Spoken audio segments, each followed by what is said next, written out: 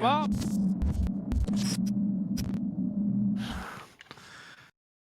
Never works for me. No, it's I genuinely I get in the car and then I'm just cursing being dyslexic sometimes because it's just the way that I think and look at read things. It's just so infuriating, and people who don't have it never understand what it's like, and people who suffer from it completely get where I'm coming from. But it's in the small details. It's in the ability, just like figuring out things and staying cool and calm, and like when you read things, like I just go, I don't understand. You know what I mean? Like when you just, I don't understand. It's like really annoying. And they're screaming at the wall, going, and other people will come in and go, it's so easy, and I go, but it doesn't make sense to me. What did you have to read then for your PC? Specific boards or with a smile face on it. Oh. Yeah, exactly. No, it's so basically what's happened. My computer stopped working, and it turns out it's the power supply, because what happened was I took my power supply from my working PC, plugged it into my broken one, just the motherboard, after lots of faffing because I couldn't quite figure out. Originally I just plugged it in. I was like, oh, it's not working. And then this spare one, and then I realized that you actually have to plug the power into the motherboard. There's like another set of pins that go into the motherboard, and I was like, oh shit! So I undo everything again, then pull the wire through, plug it in. I was like, oh, and then instantly the computer, came alive, and I was like, oh, so it's definitely the power supply. It's obviously not getting enough power. So I then went out. I was like, yeah, yippee, fantastic. I know what's the problem. So I went and tried to go buy a power supply, and then obviously I thought I'd buy a new one, and the new one was slightly less, but it would be okay because it's still pretty big, 650 watts rather than the 750 watts. Obviously that didn't work. And then I bought a graphics card for my little PC here so that I could do NDI with you guys, and I tried to install that, and then that broke the PC that was working. And then I've managed to somehow anyway, long story short, nothing seems to work when I push it and do anything with it. And I basically managed to get back to where I was 8 hours ago, 150 quid worse off. Well, I've had worse sometimes. Took me a whole week to get my PC back up running. Yep. So only one day. It's not too bad. It's not up and running, so I suppose that doesn't help. But I've had whole entire weekends wasted, and it's normally when it's software error, you just turn it on and hit blue screens or something, and it's like, you're just not going to work today? No, you're just having a shit day, and you decided you're not going to work. Right, thanks very much. I don't get it though. I don't understand how PCs do it. Literally, my PC was shut down like normal. I didn't do any updates. There was no Windows updates. I just shut it down as I normally do. Went away, hung out for a bit. I come back about 8 hours, 12 hours later, go to switch it on. Nothing. I'm like, it literally died in its sleep. I was like, how does that happen? How does that happen? I have no idea. But yeah, PCs, dude. Seriously, consoles are a race. Simple, efficient. Never go wrong. It says the person that had the five rings of death on my Xbox. Oh, that was a thing, back in the day. Consoles do go wrong. They do. They do. Look, if you work long enough with computers, you will slowly get where you have to look eventually. How many times have we had to blow cartridges on your Nintendo? On your Mega Drive, trying to clean them so that they worked. It's like, oh yeah, it's this magic thing. If you blow in here and then you wipe that, it works. And then if I spin the console round 3 times, tip it upside on my head, spin around while you're holding onto it, put it down, it'll work again. It's like, My PlayStation 1, no word of a lie, we had blue tack underneath where the spinning disc bit was, so because we knew that we could kind of get it just level enough to be able to catch for the laser disc to read it properly.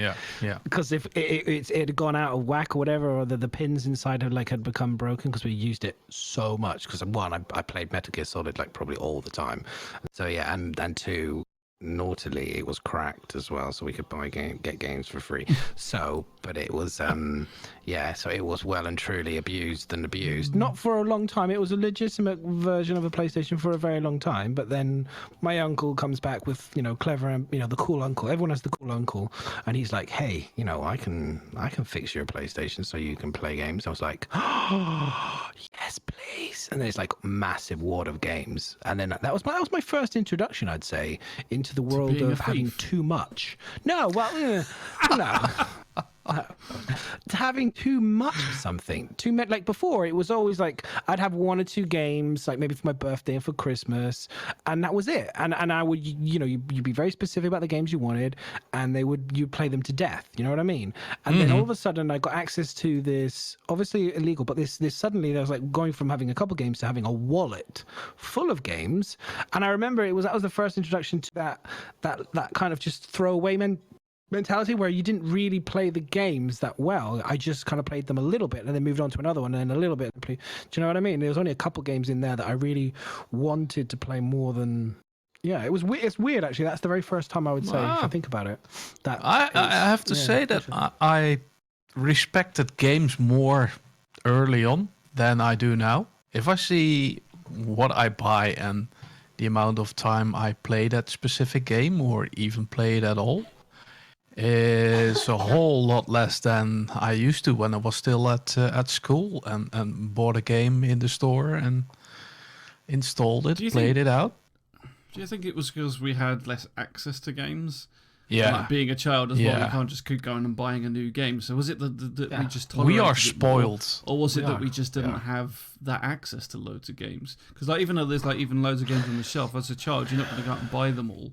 No, so it's like I wonder if it was more just like you had what you had and so you enjoyed it, sort of thing. Yeah, we are spoiled and they know it, and they do this early access shit, and the quality is not that high as well back in the day. I think, although the graphics are not on par, but the rest was perfect.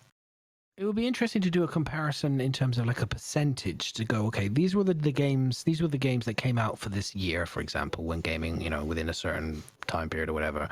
These are the number of games that came out, and these were the number of good games, and the number of appalling games, because let's be honest, there were appalling games that came out as well. So it would be interesting to see if that percentage is, it'd be interesting to see what percentage of those games were, you know what I mean, like how many bad to good ratio versus now. I wouldn't be surprised if we actually have better quality games now than we did then. More good games to bad games.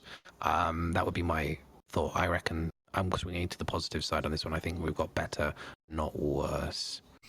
Overall, I don't know. Games have become. It's difficult because obviously back then the games were a lot more simpler, but then we didn't know anything better, or that was all that was available anyway. So it was entertaining for what it was, but then that's all we know. Whereas you could say it's being spoiled, or you could say it's being brought to better technology in just the terms of we have, like even with Star Citizen, we have more access to things that would never have been possible before.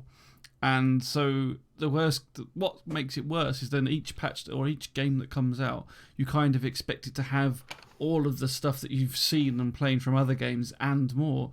And I think this is like quite a good topic in terms of what we expect from Star Citizen, what we expect to see. So one of the things we were talking about was this photorealism stuff that's being used a lot bit now. But on top of that, it's like when WoW came out, it gathered all the information from loads of other MMOs, stuck it all in one playable shell, put them all together, and it was really successful with it. And then since then, I think there was another MMO, and I'm trying to remember which one it was. It could have been Elder Scrolls, but I think it was before that. And I played it, and it was just like, when I first played it, it was like they'd never played another MMO before they made this. They just said, oh, let's make an MMO. And then you're playing it, and it's like they haven't got groups in there. They haven't got guild chat. They haven't got banks. And it's like, well, you're missing all the... Yeah, maybe it was Star Wars, The Old Republic. The foundation of an MMO. It didn't have all the MMO elements. And it's like, we're just ticking it as an MMO without that. And it's... So I think we've got things coming better, but at the same time, it's also putting a lot more pressure on these newer games as well, because we feel it needs all these mechanics and puzzles, or more detailed way of playing things, and maybe anthems. Another good thing on that, like you play it and it's like, well, it's missing the trick. It didn't learn from Destiny, or it didn't gain something from another game. It's well, they weren't allowed to talk about Destiny.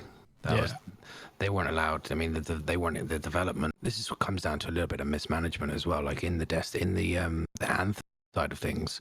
The word Destiny was banned by the management at the top. They didn't want to talk about it because they felt that their game was unique and different and all the rest of it. But the truth, they wasn't, and they didn't want to. They had their heads well and truly up their own asses. It was like, and it's like the reality was and they had a whole development team that had been working on, multiplayer games as well that they completely just wanted to ignore because they weren't considered the A team. You know what I mean? They were the B team.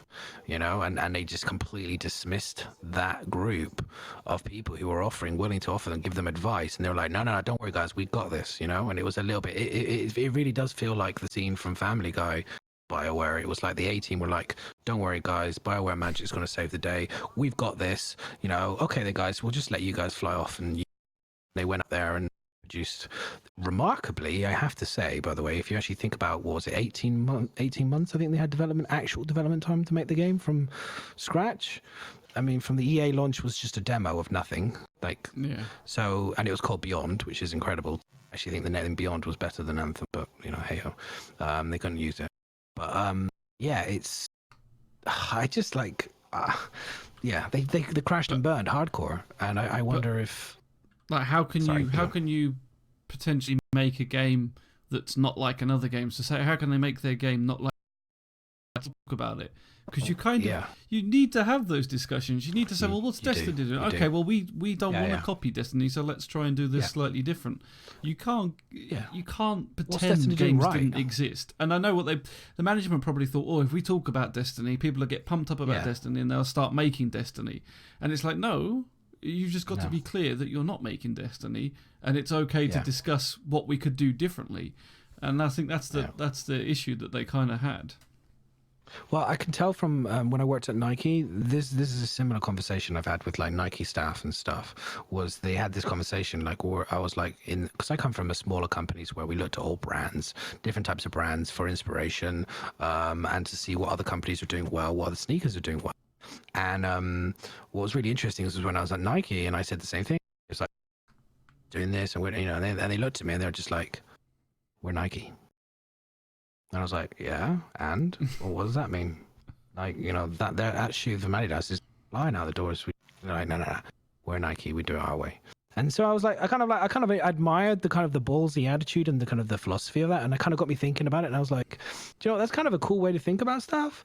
But then at the same time, a part of me recognizes that also that's an incredibly blinkered view as well, where you could potentially be, if you're not Nike, and you had that mentality, you'd be in trouble because things could overtake you very quickly. To me, I don't think that's a good attitude at all. It's like the same people when you get managers coming and they're like reinventing the wheel every time. Because you refuse to believe. Oh no, we're making this thing and we're going to call it a will. You're like, yeah, but somebody already made that. No, this is our company. We're making it. It's like to just think that. I think that's just too arrogant. I think you need to accept that other people, like, you're not the first people on the market. You're not the only people on the market. You need to be. I think you can't experience everything and everything if you're not going to be aware of your surroundings and other competition and what they're doing. Yeah, it's okay to steal good ideas from other ones. There's nothing. There's nothing really unique. I mean, there's nothing. We've talked about this before. There's nothing really truly unique out there, in my opinion. And a very small percentage of people have anything that's original, and even that usually is inspired by nature or something else. Yeah, what is on your t-shirt? Don't worry. Shh. No one noticed I broke my microphone. It's fine. Oh, nice. JR, you're not allowed to ask questions. I refuse. There. Anybody, if you wish to ask questions, ! Question in chat, you may do so. JR, you're banned. If you were wondering why I stood up so slowly and awkward, the cord of my headset is too short. That's one of the reasons why I managed to get a Bluetooth working book on my Go XLR. I'm so happy. One thing that does work that I did do right, amazingly. Okay, the question form is open, but I don't trust it. Yay! So, I don't know where we went from there. I may well have unplugged my microphone, but it's all good now. pull your pants off. Of course. That's what it's like. It's like, hang on a minute. It does the shuffle as you get up. We are professionals, guys. I mean, but here's the thing. Is it's like I like a topic of conversation like Star Citizen, and like how they use references, like obviously they use Star Wars and they use film and they use all these other references. Seems like tends to outside of the gaming world. Do you know what I mean? And then tries to bring that into the gaming world to try and create something new. I think he's been doing. When I say new, he's been doing that since he first did gaming. That was his whole thing, wasn't it? Was to kind of create real videos like what he did for the Wing Commander series. It was like bring actors and create film production level quality to it. And so that's pretty much what he did. So that's his thing. I always think that's like his thing, and he's kind of just repeating the same thing to try and reinforce that as like that's what I do. Do you know what I mean? Mm-hmm. I don't know what anyone else thinks, but it's like he's got one or two ideas, and it's like and they're really original. He's just bringing them back again in a new and even visually dramatic way with the improved graphics that they've obviously been working on and expanded universe. Well, yeah, but you got a whole lot more than the old Wing Commander from back in the day, or Freelancer. Well, you do, but then if you actually think about it in terms of what's actually original of those things, there's nothing. They're just MMO parts that other games have already created. No, that's true. That's true. But to say, he only got 2 ideas and that's it. A couple of years ago, he got questioned about the whole feature creep thing. Well, for me, I look at it and go, like, he's got you can have one amazingly new idea, and that's enough in your life. Do you know what I mean? If you can make that work for it, it's like there's nothing wrong with just having like a one-hit wonder or what, And for me, I look at it and go, Chris is kind of his. It's not really one idea, but it's like his overriding idea is to try and create a movie film experience within a game experience, and that kind of get that. Well, that's what I think. At the end of the day, obviously he's got his own views on it, but that's the way I look at it, and it stems off little ideas left, right, and center. But ultimately, I always kind of envision that's kind of pretty much where that's his thing, and he brought a lot of things with the motion, like I said, with the motion video thing, and he set that going, and obviously nowadays with graphics being the way they are, this is why I was really surprised that they haven't adopted the photorealism that's coming out, and that we're seeing a lot of it with the Unreal Engine, with the Elder people are kind of bringing it on.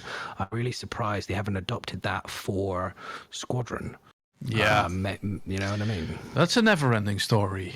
My opinion, because within a couple of years, those photorealistic images are even better and not supported by their engine, for instance. So what do they have to do? Redevelop the whole engine again to support it, and I'm a person who doesn't go for the best graphics at all, especially when you look at VR. That's basically when I saw that. Yeah, the resolution is much lower, and it's uglier, but the whole experience that's what counts. And if we're in Star Citizen with all these stuff and things to do, I don't care if I have photorealistic backgrounds. But yeah, there will be people who are wanted to have the best graphics. Yeah, you really but the thing is like but the whole emphasis, I know you got into Star Citizen for obviously not for the graphics, you've got in for the immersive world and the space, haven't you? But Chris Roberts is building, a fidelity function. Do you know what I mean? As much as everything else, his thing is about making it seem like, literally you could put a VR headset equivalent or an alien, it's so realistic, the visuals, it's mind-blowing with cloud, and it's pushing the boundaries. So for me, I was just super surprised, because we've obviously seen the photorealism. We talked about it briefly before we came on, about how it pushes graphics cards, it pushes things to the limit, and perspective, when Star Citizen was talked about, it was always going to be pushing those graphics cards to the limit. You know what I mean? I always thought that was what the idea. His very first advert was that it was like, we're making this is why it was meant to be for PCs. It was literally going to be, these are going to melt your PCs. This is why we're building it. and it's going to be at the high end of things. Yeah. Well, let's wait until it's finished and see what it does to our PCs.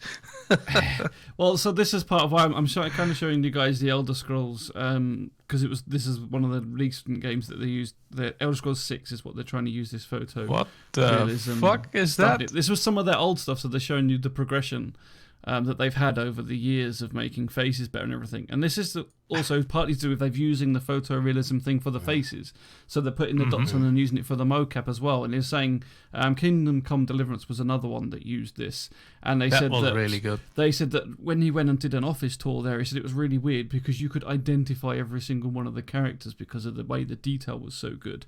But going back onto these videos that we're watching and what they're showing you, the bloke that's did the YouTube video and is talking about it is saying that although all this is being captured in super high detail, it's not what you're going to get in the final game, and it's not what we got in Kingdom Come Deliverance either. Like they said, all that was captured in like 4 to 8K. He said it was just impossible to actually put that as a game out there because people's computers won't run it, and ultimately that's what they're making at the end of the day. They are making a game, and you need to be able to play it. Now, I think what Madness is saying, I think what we will get is obviously technology is getting better and better and better, and eventually I think we will get to the point that this photorealism will be something that you can play in the game. But I think we're probably a fair way off. Like they can record it for the demo and you can have it in a very small defined area, but we're probably a way off having it as a playable game, because you're saying even with Elder Scrolls 6, which is pegged for like I don't know what year, but for sometime in the future, at least a couple of years away probably. It's still not. They're still going to have to tone down those graphics to make it playable, and that's still a single-player game, not an MMO. So I think we're probably a fair way about, unless they come up with some new technology to make this thing load. We're probably a long way off of having that available in something like Star Citizen. And to be honest, like we've kind of discussed it before and things, but I'm sure we all kind of agree that we'd rather just see the game being made than worry too much about the details. As much as we'd love to have it that sort of photorealistic, we'd also rather have a game with mechanics and features in it. And I think if they keep fucking about with the graphics engine, they need, like we said before, they need to be a point where they go, right, let's just make what we can make and start actually making the game. Yeah. I mean, tweets, Juntao base, we're talking about, just like plowing ahead. When you're you've been on a path for a long time, is it better just to carry on and go down that path, or is it better to veer off if the other path is going to be shorter, or if the other path is going to give you a better result, or if you think it's going to give you a better result but you don't know, because then you're in it's that whole case of like we're on that path of not really knowing, you know what I mean? And it's like we all sit here now and clear that the Unreal Engine, let's be honest, probably would have been better probably would have been better. I don't know that as a developer. I'm just saying that from what I've heard from a lot of other people tell me. That's good for graphics, but is it good for network as well? Mechanics that they wanted, that's the thing. It didn't do the other stuff that they wanted, so it's like that's why there's different engines. Some things seem to be better at one thing, some things better at another, and it's arguable which one. If they'd used either, they would have had to have worked at it to get it to work and do what they want it to do, I think. Here's a question. Do you think they could have done Star Citizen on the CryEngine and could have done Squadron 42 on the Unreal Engine? No, because you're then working two separate... You'd have to have two complete separate teams that you wouldn't even be able to cross over your assets. Double the cost. You couldn't cross the assets. But if you reduce the time, though... So, for example, if you'd worked with Unreal, but it was going to reduce the time frame, so you'd have a game, like in my head, like this is just hypotheticals. If you could have had all Squadron 1, 2, and 3 finished by now... You know what I mean? So you could actually have the games finished. And at the end of the day, many assets can be just exported as, OBJs or different XDL files. There are many different examples of like assets that can be exported in terms of to other programs. Not everything is, completely like this is specific to this software. There is a lot of assets, models and stuff that could be transferred, especially if you're using Maya and other software that can be. So to say, Is it me or are you dropping out a lot? He's dropping out, and I don't know why. Yeah. But it's not. Oh, really? Yeah, complete sentences gone. Really? Is that the? Hang on, let me just check my check something. Hang on. This is why I need a new computer. But yeah, I think overall, I know what you're saying, but you mean you'd have to have 2 different teams, you'd have to train them differently to use the different engines, and so while it may be possible to have some things as shared assets, overall, I think you'd be spending just as much time trying to patch those assets over than to just create it in one and make them shareable in the first place. Can you use those assets in both engines, or is it license based, whatever? I don't know how that works, but also you're paying twice the license for assets, 2 engines. Yeah, it would have just been no game has done it, and I don't think it would be a doable thing, to be honest. How's that? Am I on? Is the microphone still okay now, or is it dropping out still? Nope, it's better. Good. I think it's better. Better. Okay. We are professionals, guys. Sorry, no, the stream does seem to be going funny. I don't know if it's the stream. I don't know if the video's clicking on Skype or whatever. I don't know if you guys are getting that as well. I get a lot of the Skype. You're freezing a lot on Skype. Box seems to be okay, but you are. So it might be your connection or something, because I've got 0 drop frames for a change. My internet is fine, and Box seems to be fine. So it's I think it's more your. It's my end. It is, which is weird. Blimey, which makes a change. Oh, blimey, Governor, it's my end.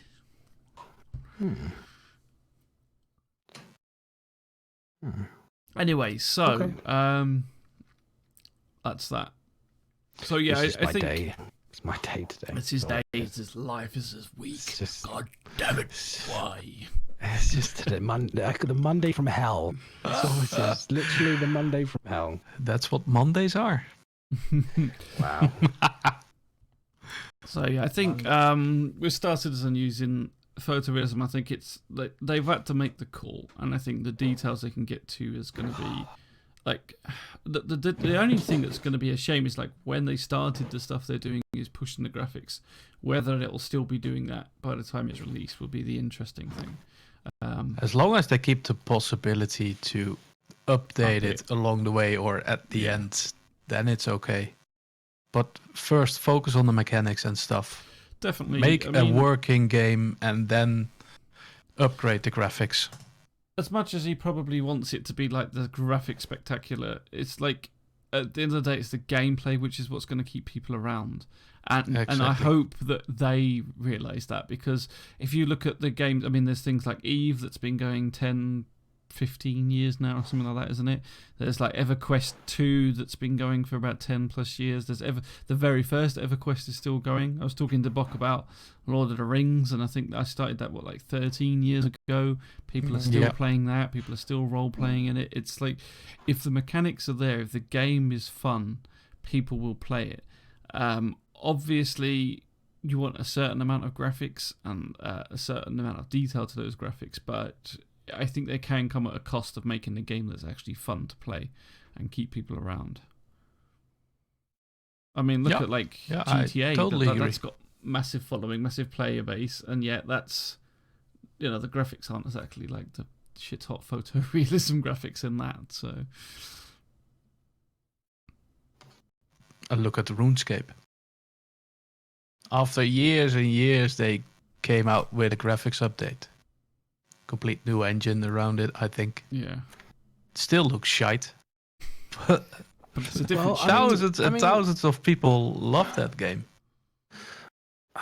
The way I look at it is like games move on graphically anyway, no matter what you do. There's a whole gaming, they are building graphics. That's their job. They, NVIDIA, whatever, that's their job. They literally spend all their time trying to make their graphics cards better, trying to make their visually better all the time. That's around the clock. That's what they do to try and sell their new graphics cards and all the rest of it. So, engines, and that's what they do.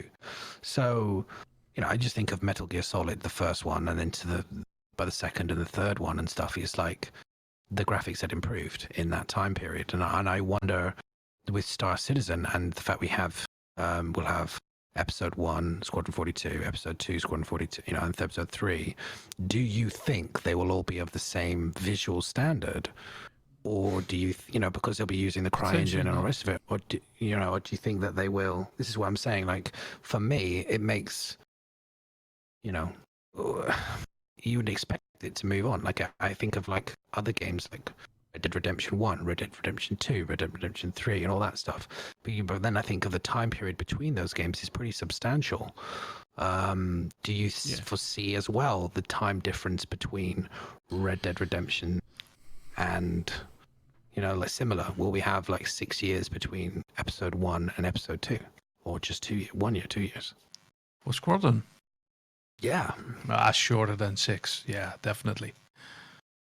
So that's like two questions in one, and I think they actually depend on each other, right? So it depends on. Yeah. So if it's a long time, but so Red Dead Redemption 1 and 2 and so is a different game, just with the same name.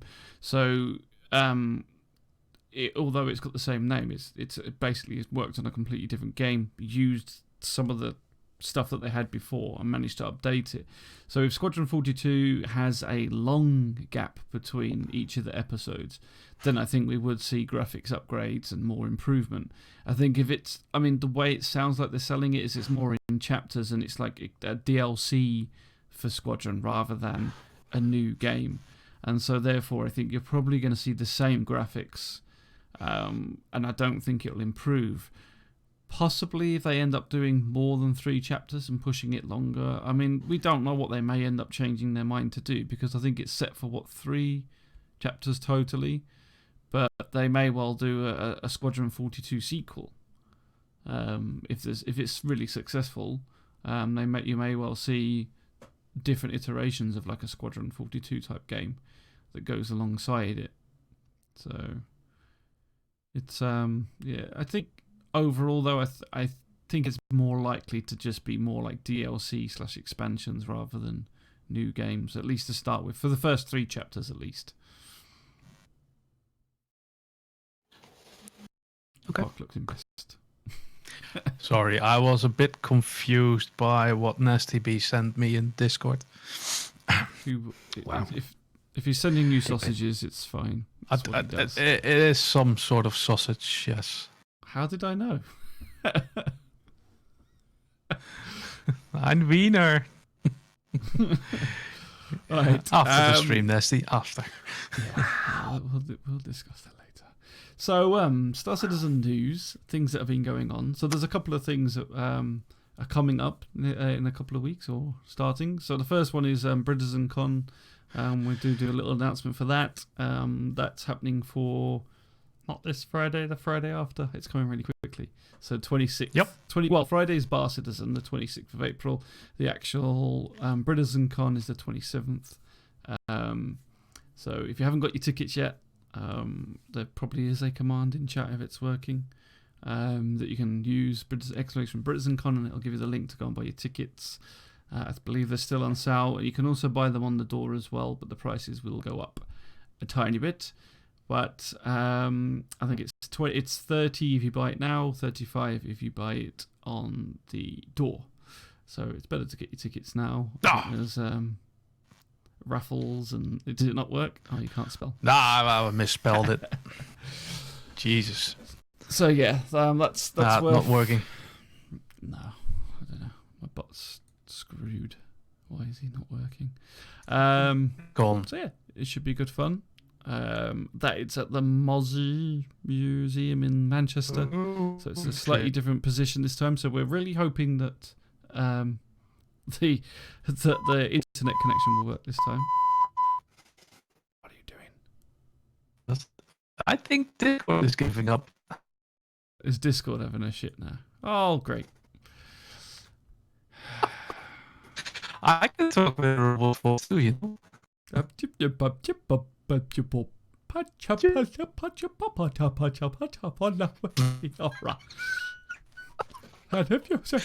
the only one hearing this.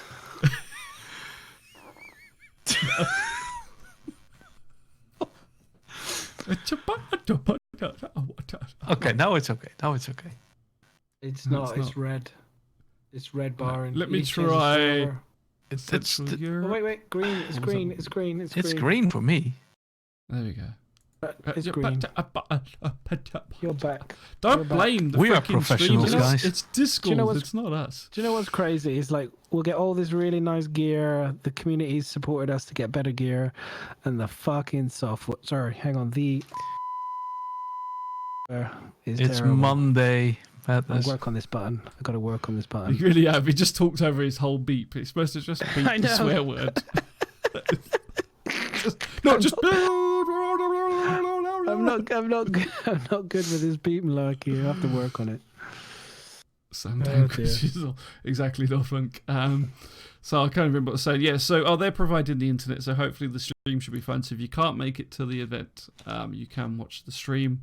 But it is, honestly, so these events, they're not just about like getting the information from the devs that are there. It's also just a good way to actually get to meet the devs and talk shop, because you got a load of people all in the same place that want to talk about Star Citizen. Yeah. Which, if you try and do that down the local supermarket, everybody looks at you like you're a weird fucker, and it doesn't really work.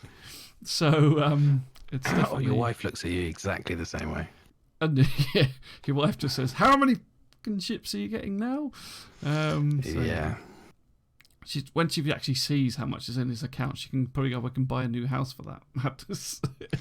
And then she wouldn't. She'd just say, "You probably buy a new PC for that." I just discovered that I have one colleague who has bought himself Star Citizen. Oh, really? Wow. In the really? Kickstarter. Yeah. Oh, He wow. never flew. He came to me because he heard from somebody else and he told me, "Is it working now?" I was about to say, he wasn't trying to flog it, was he? He's like, "I've got Yeah. this game ages ago, and I can sell it." All I got was a hanger and that's it. It's almost like a dirty secret, though. I heard from somebody that somebody else said about, somebody said that you play this thing called Star Citizen. No? Okay, never mind. It's like, Let's keep it between us. It's Madness was a little bit like this with D&D. When I first mentioned him to go and play D&D, he was like, "No, it's fucking nerds and geeks play that." And it's like, he didn't want to know anything about it. And then he watched the video and he's like, "Oh, it's really cool. I want to play this." And like Joe, my wife is the same. She's like, she will not tell anybody at work that she plays D&D or any games. It's like, just don't worry about it. Just tell them. No, I post on Facebook that you're playing games. She's like, no. I once had a team I'm leader, a bit different about that. grown-up man, and when I had to come over to him and explain something, and then it was just a good talk, and then he suddenly said, "Well, I just created some arrows last weekend." He was doing LARP. So he was dressed up like a knight with full armor and shit, and had a crossbow or whatever, and he was creating arrows. He had learned that, and I said, "Wow, that's cool, man. Yeah, but please hold your mouth to your colleagues, because they don't have to know that of me." And I'm like, "It's your hobby. What's wrong with it?" Do you know what? I'm sorry, so Angel's saying, "No, I do not condone violence to any of the devs teams because they work their ass off, dude." But Absolutely. what I will do though is, if I was able to go, I would go and get him absolutely shit-faced, and then just literally make a recording of myself telling him exactly what he needs to do for the flight model, and then just play it next to him, so he basically subliminal messages constantly whilst he's sleeping, so that eventually he wakes up and does the right thing to improve it. That's how you do it, people. That's how you do it. That's how you make it happen. No, I think I've just very briefly, because I don't want to go over the flight model too much, but like I said my piece about the flight model generally in terms of what I think is not quite right with it. But what I will say is I think that it's not really all the flight model's fault. Like I said, I personally think they should have made this patch very, very much about just the flight model, and all this overheating and all these other things they added in. They should have added in much later. I think they should have added it in probably in 3.7. They should have really buttoned down, I think for me, the targeting and the flight model. You know, the two real basics. If that's in my head, they should have really nailed those two. These current two patches, 3.5 and 3.6, and then got in with the other things. In my opinion, but I don't know. I'm not a developer. I don't know what's the best process. But I just think they've made it harder for themselves, and for us, they've given themselves a lot more heat because we're all like, oh, the overheating is shit, and this is shit, and this is shit, and and it all gets bundled up into the flight model, which I think is a bit unfair. Yeah. Yeah. Sorry. Beep beep. I'm not good at that bit. Thanks. That's my wake up button. Madness, wake up. Get out of there. Get out of your negativity. But I kind of wish I was going. I wish I was going to BritzenCon, but I can't go. It's really a shame. Give us a list with questions. We get the answers. Hopefully. Yeah, we got loads of answers for people. Loads of answers. Quick question: has anyone played Star Citizen this week? Let me. Nope. Yeah, neither have I. I legitimately, one, I haven't played because my PC is broken, and the other reason is I genuinely, Someone triggered him again. Yeah. Oh, yeah, it just passed. He's normal now. I'm actually more enjoying probably really watching people play it because it's not really my type of gameplay. So it's like I'm cool watching it. It's all good. Well, I'm actually waiting for the live release. True. I want to make some money, and I don't want to be bothered by a reset when it gets live. So true. And we're probably gonna have a long wait for the next one, so we might as well. Oh yeah. Well, yeah. I mean, they've already. This has been a very long PTU, right? This has been a very long one, from what I understand. Yeah, it got extended to a maximum of May 5th. Well, they said about that. They said although they put that on there, it doesn't mean it's running until May 5th. No, it could be shorter though. There was a tweet on there maximum. about something to do with it. Well, it's not maximum, is it? Because they'll just re-extend it again either. So it's a pointless number, really. Yeah. It's true. I don't actually know why they changed it, other than it's because the old one was out of date. They just put it on there, but it's got nothing to do with that. It's like, I don't know why that link's not working. Is it not BritCon or? It's because he wasn't on the poster, BritzenCon people in chat. You need to put him on the poster, and then he would have the link working. Podcast. Where the totally lost it on my... you've lost commands. You lost your command. It was deleted. I got Deleted only 2 days ago. The JR one works. Not sure. The JR one works, just not that. I don't know why. It's gone. That would probably explain it. Okay, anyway, so that command isn't there. If someone wants to post a link... You're so better than the streamers. Yeah, Nasty, that's pretty normal. That is pretty normal. Blame Madness, unfortunately, I was born to be blamed. It's my Monday. It's the Monday.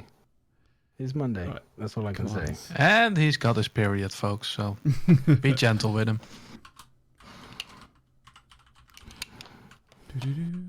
Right. Don't worry about me, just keep talking. So, the other thing... so if you want to go to BritzenCon, if we haven't said it, I'm doing the link in there a second. Someone's posted it for you. Also, there is a dogfighting competition, which we have one of the champs with us, apparently. We can win. He will not be there, so... Yeah. Well, I'll be there when the flight model's good again. That's for sure. That's for sure. When it's good again, legitimately good again, I'll be back. For sure. Yeah. Unfortunately, the only winner when the fly model was good. That's all I can say. I actually won. I don't actually know what flight. It's depending on whether it goes live in time. We don't actually know what flight model they're going to be using either, which is an interesting thing. Well, I mean, you guys, that's the thing, is it must be quite difficult. I would imagine we've got the guys who obviously organise it. I mean, it must be quite tricky because you don't know. Like, it still is PTU. 3.5 is not, it's like, it's not live. So we'd like to say, of course it'd be ready by then, but... So there could be people there who literally they'll be playing, could be competing with only like 1 week of actual training with it because they haven't, maybe they're not PTU or they're not concierge or whatever, so they can't get in. So versus other people who've obviously been playing quite a lot. anyway. So yeah. Go and enjoy it. Madness is chickened out, basically. This is why he's not there. Yeah, totally chilled out. Yeah. No. So, yeah. Goodbye. So remind me. So the venue. So just remind me. So who's actually at the show then? So we've got JR's there. They've got 30 potential devs I see in chat. Like, and who's hosting it? Maya. Okay, cool, good stuff. And we move on. So the other thing that we wanted to look at was, of course, you may or may not have heard or seen from. There's a couple of people in chat that have I don't know what it is actually. It's a toy. Is it a toy that they've made? Some little it's a model. I don't know, a little room. It's like some licensing thing, a little plasticky, Kinder Egg style toy that you can get hold of at the moment. It's super excited to paint one of these grey cat models. I am so excited because you guys are going to get to watch me just if I'm not good enough breaking computers, you'll watch me destroy a beautiful model live on stream. I should skip it, Madness. We won't be doing it on a Monday. Let's put it that way. We won't be doing it on a Monday. But no, I'm really excited about it. What I will ask, Cal, did you get back to me? I don't know if you did. Hang on, let me check. I was asking a question about the box, if they've got a picture of the box. Because I was curious about the box because I wanted, if they had a painted version of the box, like the outside of the box all painted up with like a beautiful kind of, rendered version or what the box looked like. I don't know if there's a picture of the box in there. Like we're going to, maybe it's a surprise for an unboxing or something. I think we're hoping to try and get one for Ms. One Box on stream at some point, which would be pretty cool. And yeah, it's pretty dope.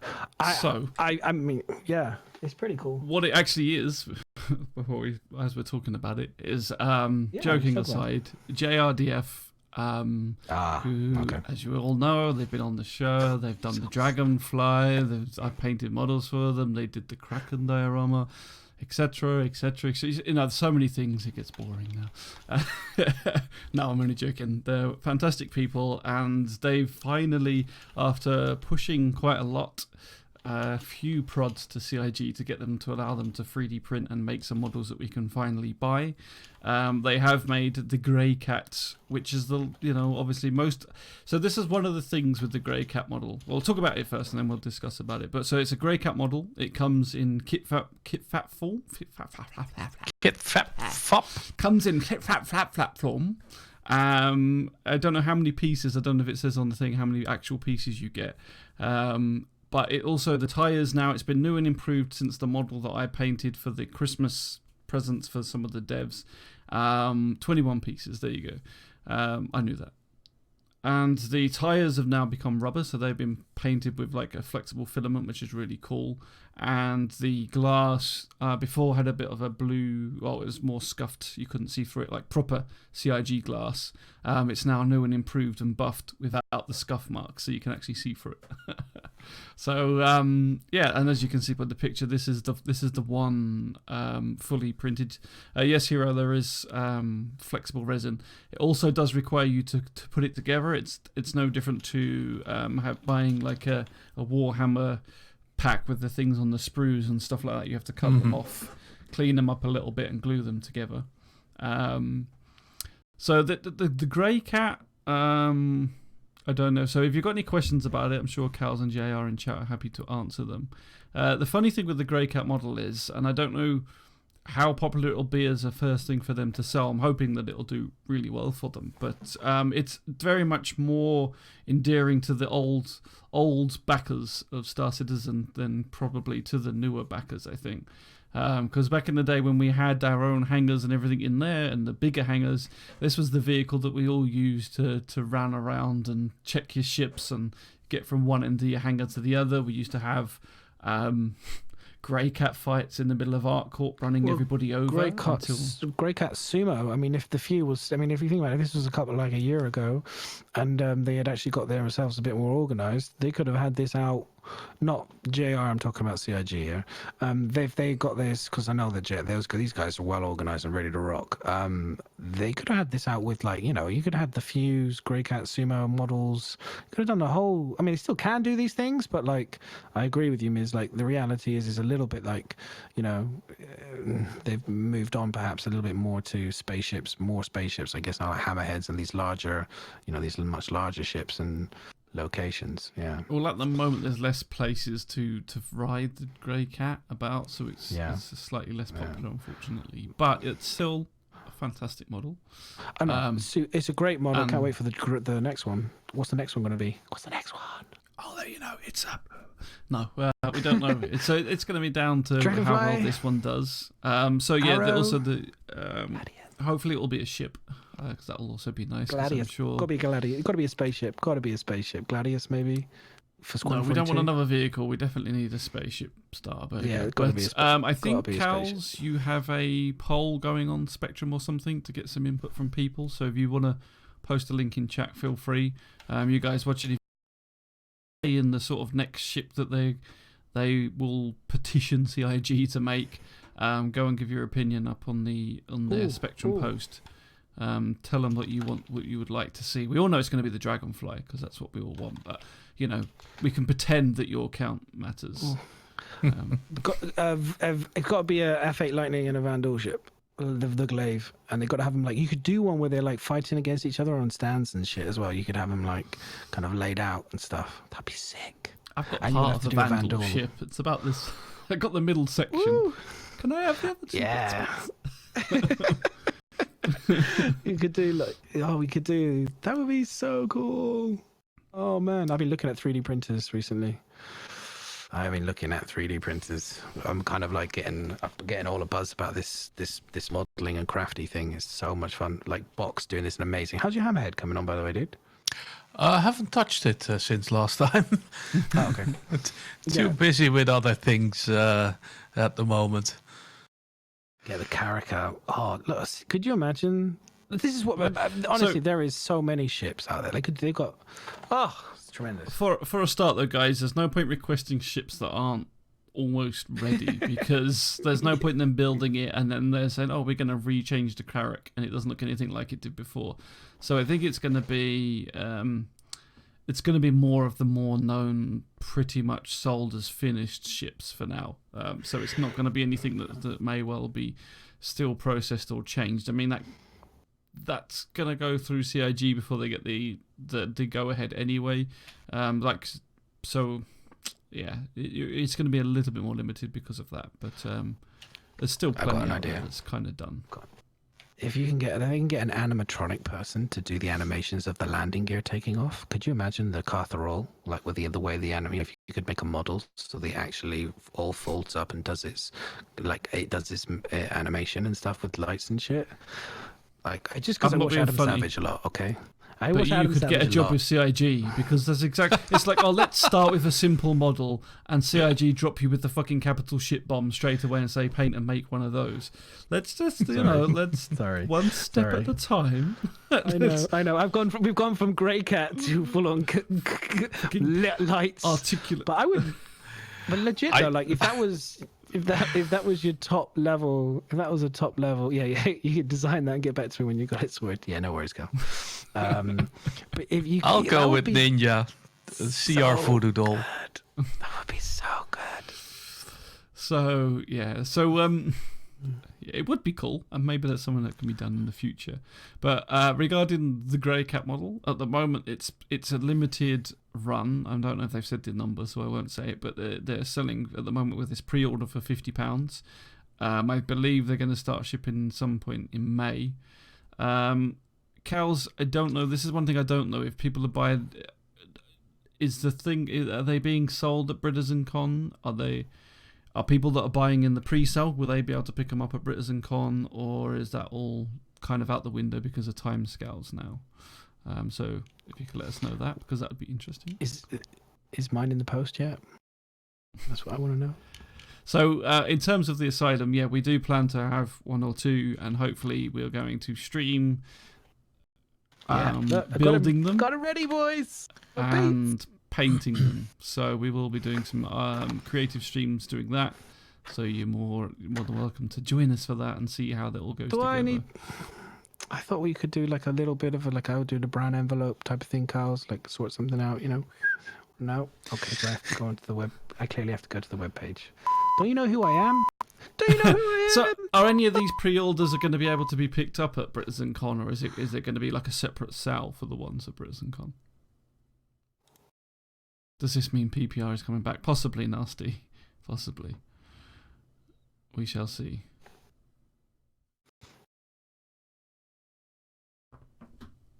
Anyway, so, yeah. Oh, did I give the link to that? I don't think I did actually give the link to that, did I? So let's...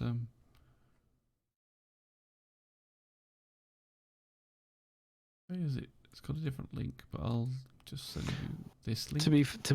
To be fair, I'm 150 quid down as of like about 4 hours ago when I bought 2 things that don't work for my PC. So I need to sort that out first. Then I can get myself one. Okay, so that's pretty cool. So those of you that pre-ordered beforehand, or if you get them in this pre-order and you want to pick them up from BritishCon, you are able to do so, that's going to be pretty cool. We've got people coming from not the UK, Cal, so... Can I get mine engraved with Dogfighting Champion 2017? You have to do that yourself. Then I get like a little trophy. And I've got my own little trophy. When you're painting, we can get you a little compass and you can scratch out a Dogfighting Champion down the side of it. The champ. Oh. So no, I mean, that's pretty cool. I'm looking forward to seeing what people come up with them and seeing how they're done.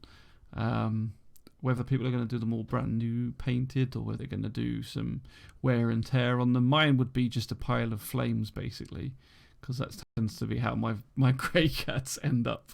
But yeah, it's good. Wow, so they're flying off the shelf, cows. Flying off the shelves. Oh, they've sold a lot. There's just only one person in the UK.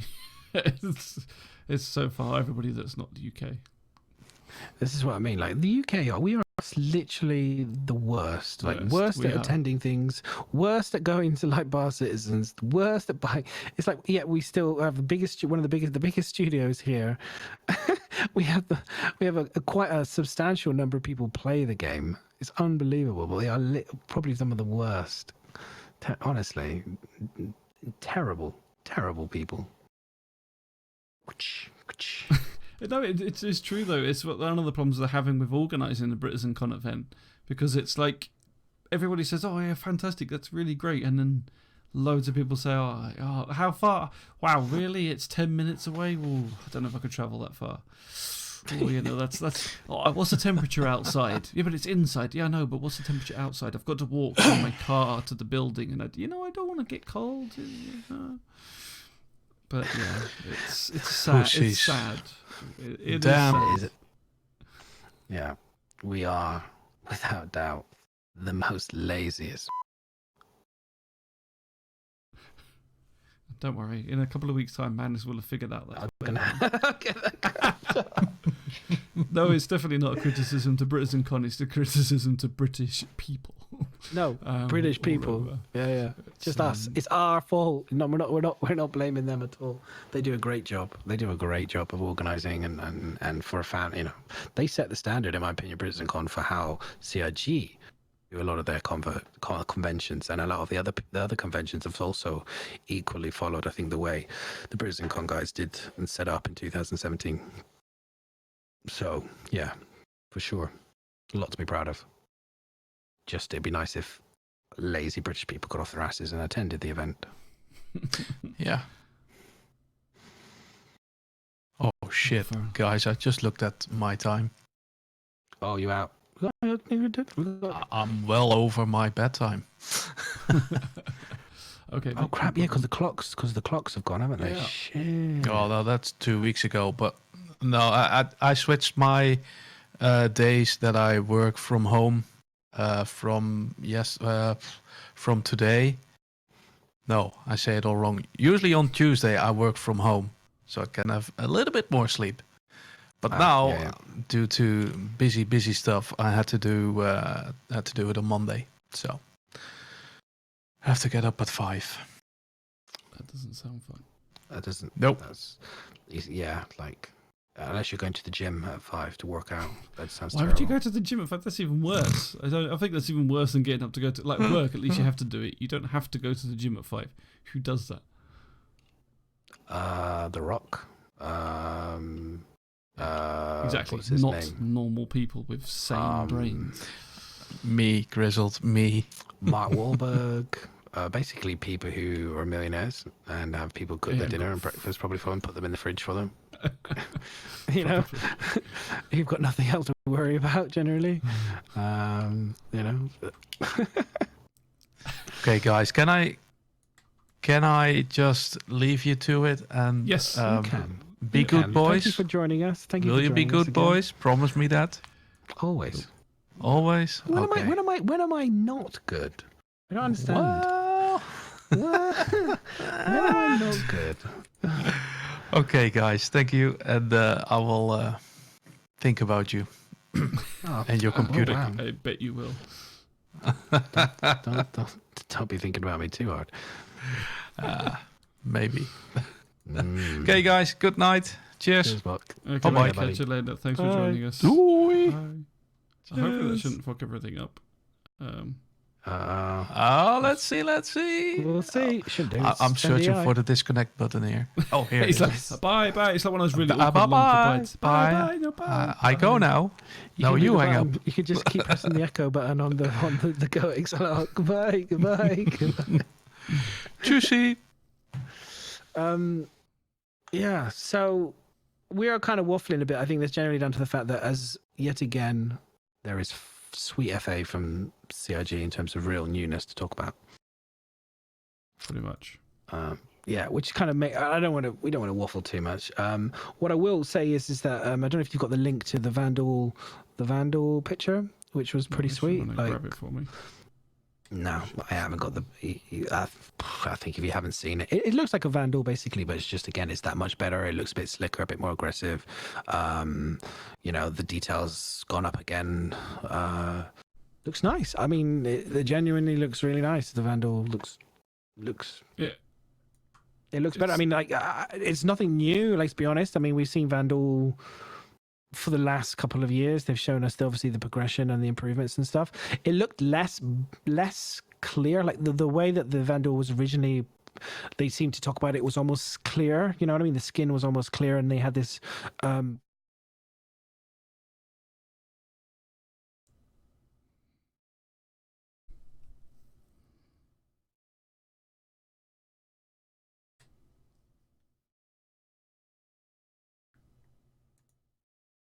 It's just, I don't know what's going on with it. There we go. Is that better? Okay. There you go. We'll keep it on this one. It's working on this one. I was trying to be clever. Yeah. And it's like OBS decides to reset things to default, so I won't bother. We'll stick with Buck's happy face keeping us company instead. Yeah, that's a nice picture. What was I saying? Oh yeah, no. Did the Vanduul, like, obviously they're more bioluminescent in the original ones, and these ones seem to be more solid in their look. You know what I mean? Let me see if I can dig out a picture on Reddit. Unless someone's got a picture like to hand. I didn't pick it out because it was like I didn't really want to talk about it for too much. But if anyone does have a picture of the Vanduul, please feel free. Normally my preparation is far greater, but because of PC problems today. It has been limited, unfortunately. Busy, and the information hasn't really been very much. So, it's been pretty poor. We do what we can with the information we're given. The fact that they've taken a 3-week break means it makes it very difficult for us to talk about. I mean, otherwise you're just talking about us with 3.5 and Arc Corp, which is lovely. Yeah. But like, we also, we appreciate that last week was a salty / moaning stream, and we don't want to do that every time. We are, as we said, we're still fans of the game, and we want it to work and everything to do well. So it's like, we feel like we want to say our piece when we need to say it, and then you can kind of move on, unless it becomes another talking point once again. But realistically, there's no point just harping on the same thing. We do believe that you give your feedback, and that's what we were trying to do. Because I think it's valuable. I think all they do need to know their feedback, what people think. Yeah, exactly. Yeah, and then I hear people say, "Oh, you shouldn't do it," and all the rest of it, and I'm like, no, because that's the whole point. Is that we give it, we say what we feel, how I say what I feel. Other people say that, and then people grumble, and they're like, "Oh, the quiet minority." I'm like, well, why the fuck are you quiet then, you stupid idiots? Do you know what I mean? I'm like, oh, well, because we could be quiet and not say anything. I'm like, you're a bunch of morons then, in my opinion. Like, just because you're quiet, like, come on, seriously, just open your mouth and say something. Say you completely disagree. That's fine, and have 20,000 of you all say that. And be like, oh well, it's just like, just do it. Like, it's I don't want to type it in. It's really hard. He's an idiot. This is the non-salty part that we're talking about. There you go. That's the Vanduul.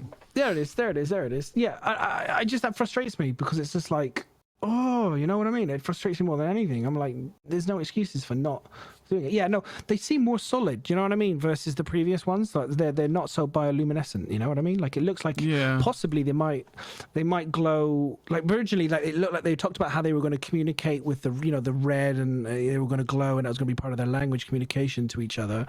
It seems like they've gone away from that a little bit from the picture, and maybe the tendrils on the like the dreadlock type things, maybe they will glow, at the ends of them or something, to kind of do something. It could be. We did kind of feel that they were going to show, like they were. I don't know. We had the feeling that there was going to be more glowiness from them. So, like the hunter that I just painted had very, like the ships had like almost like living metal. There was all these like, not warts, like craters almost, along the surface of the metal. And they've got like all of those like glow red, and then when you look inside like the rib cage of the ship, it all sort of glowed red and things like that. And I think that's kind of what we've seen from the Vanduul. I mean, we're going to get that probably a little bit from their armor and stuff. This is like completely unarmored. It's just one screenshot, isn't it? So it's very hard to tell how much. Yeah, here we go. How much it's going to glow and stuff, but. I mean, obviously people talk about like the armor and stuff being different, but here's like, this was the ArtStation image. This is one of the older pictures. Oh, I put it in chat. I linked it in chat. The detail is amazing. Okay, yeah, let's get this one up and we'll compare it, because that's good. And then there was another one. Here we go. Here's another one. This is even more. See, this is like armor. It looks to me like the armor's more the armor integrated on them. And here's another one. Oh, hang on. Let me just see if I can get the picture. Here we go. Why can't I get this thing to... There we go. There you go. There's another one. So again, showing the kind of the bioluminescence. I can't get that one to open. Where's your other one? Can you see this one? The second one? The one straight after it. I am GR. This one really shows you that what I'm talking about in terms of the way that they glowed and stuff.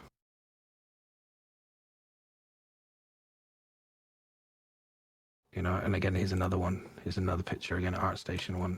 Yeah, okay. I can't get the ArtStation. This is another one really. As a tab, so I can't really kind of show it off properly. But you see though, if you look at the skin, let me see if I can put it in. Let me go. Drop it in. Here we go. Copy, and I'll put it in our Discord. It's not opening up a normal browser for some reason. I'll put it in Discord, and then let's put it under Media to Go Live. There we go. In our Asylum Discord, Media to Go Live. There's a good one there to show again the armor and across the no armor kind of thing. Just shows you well.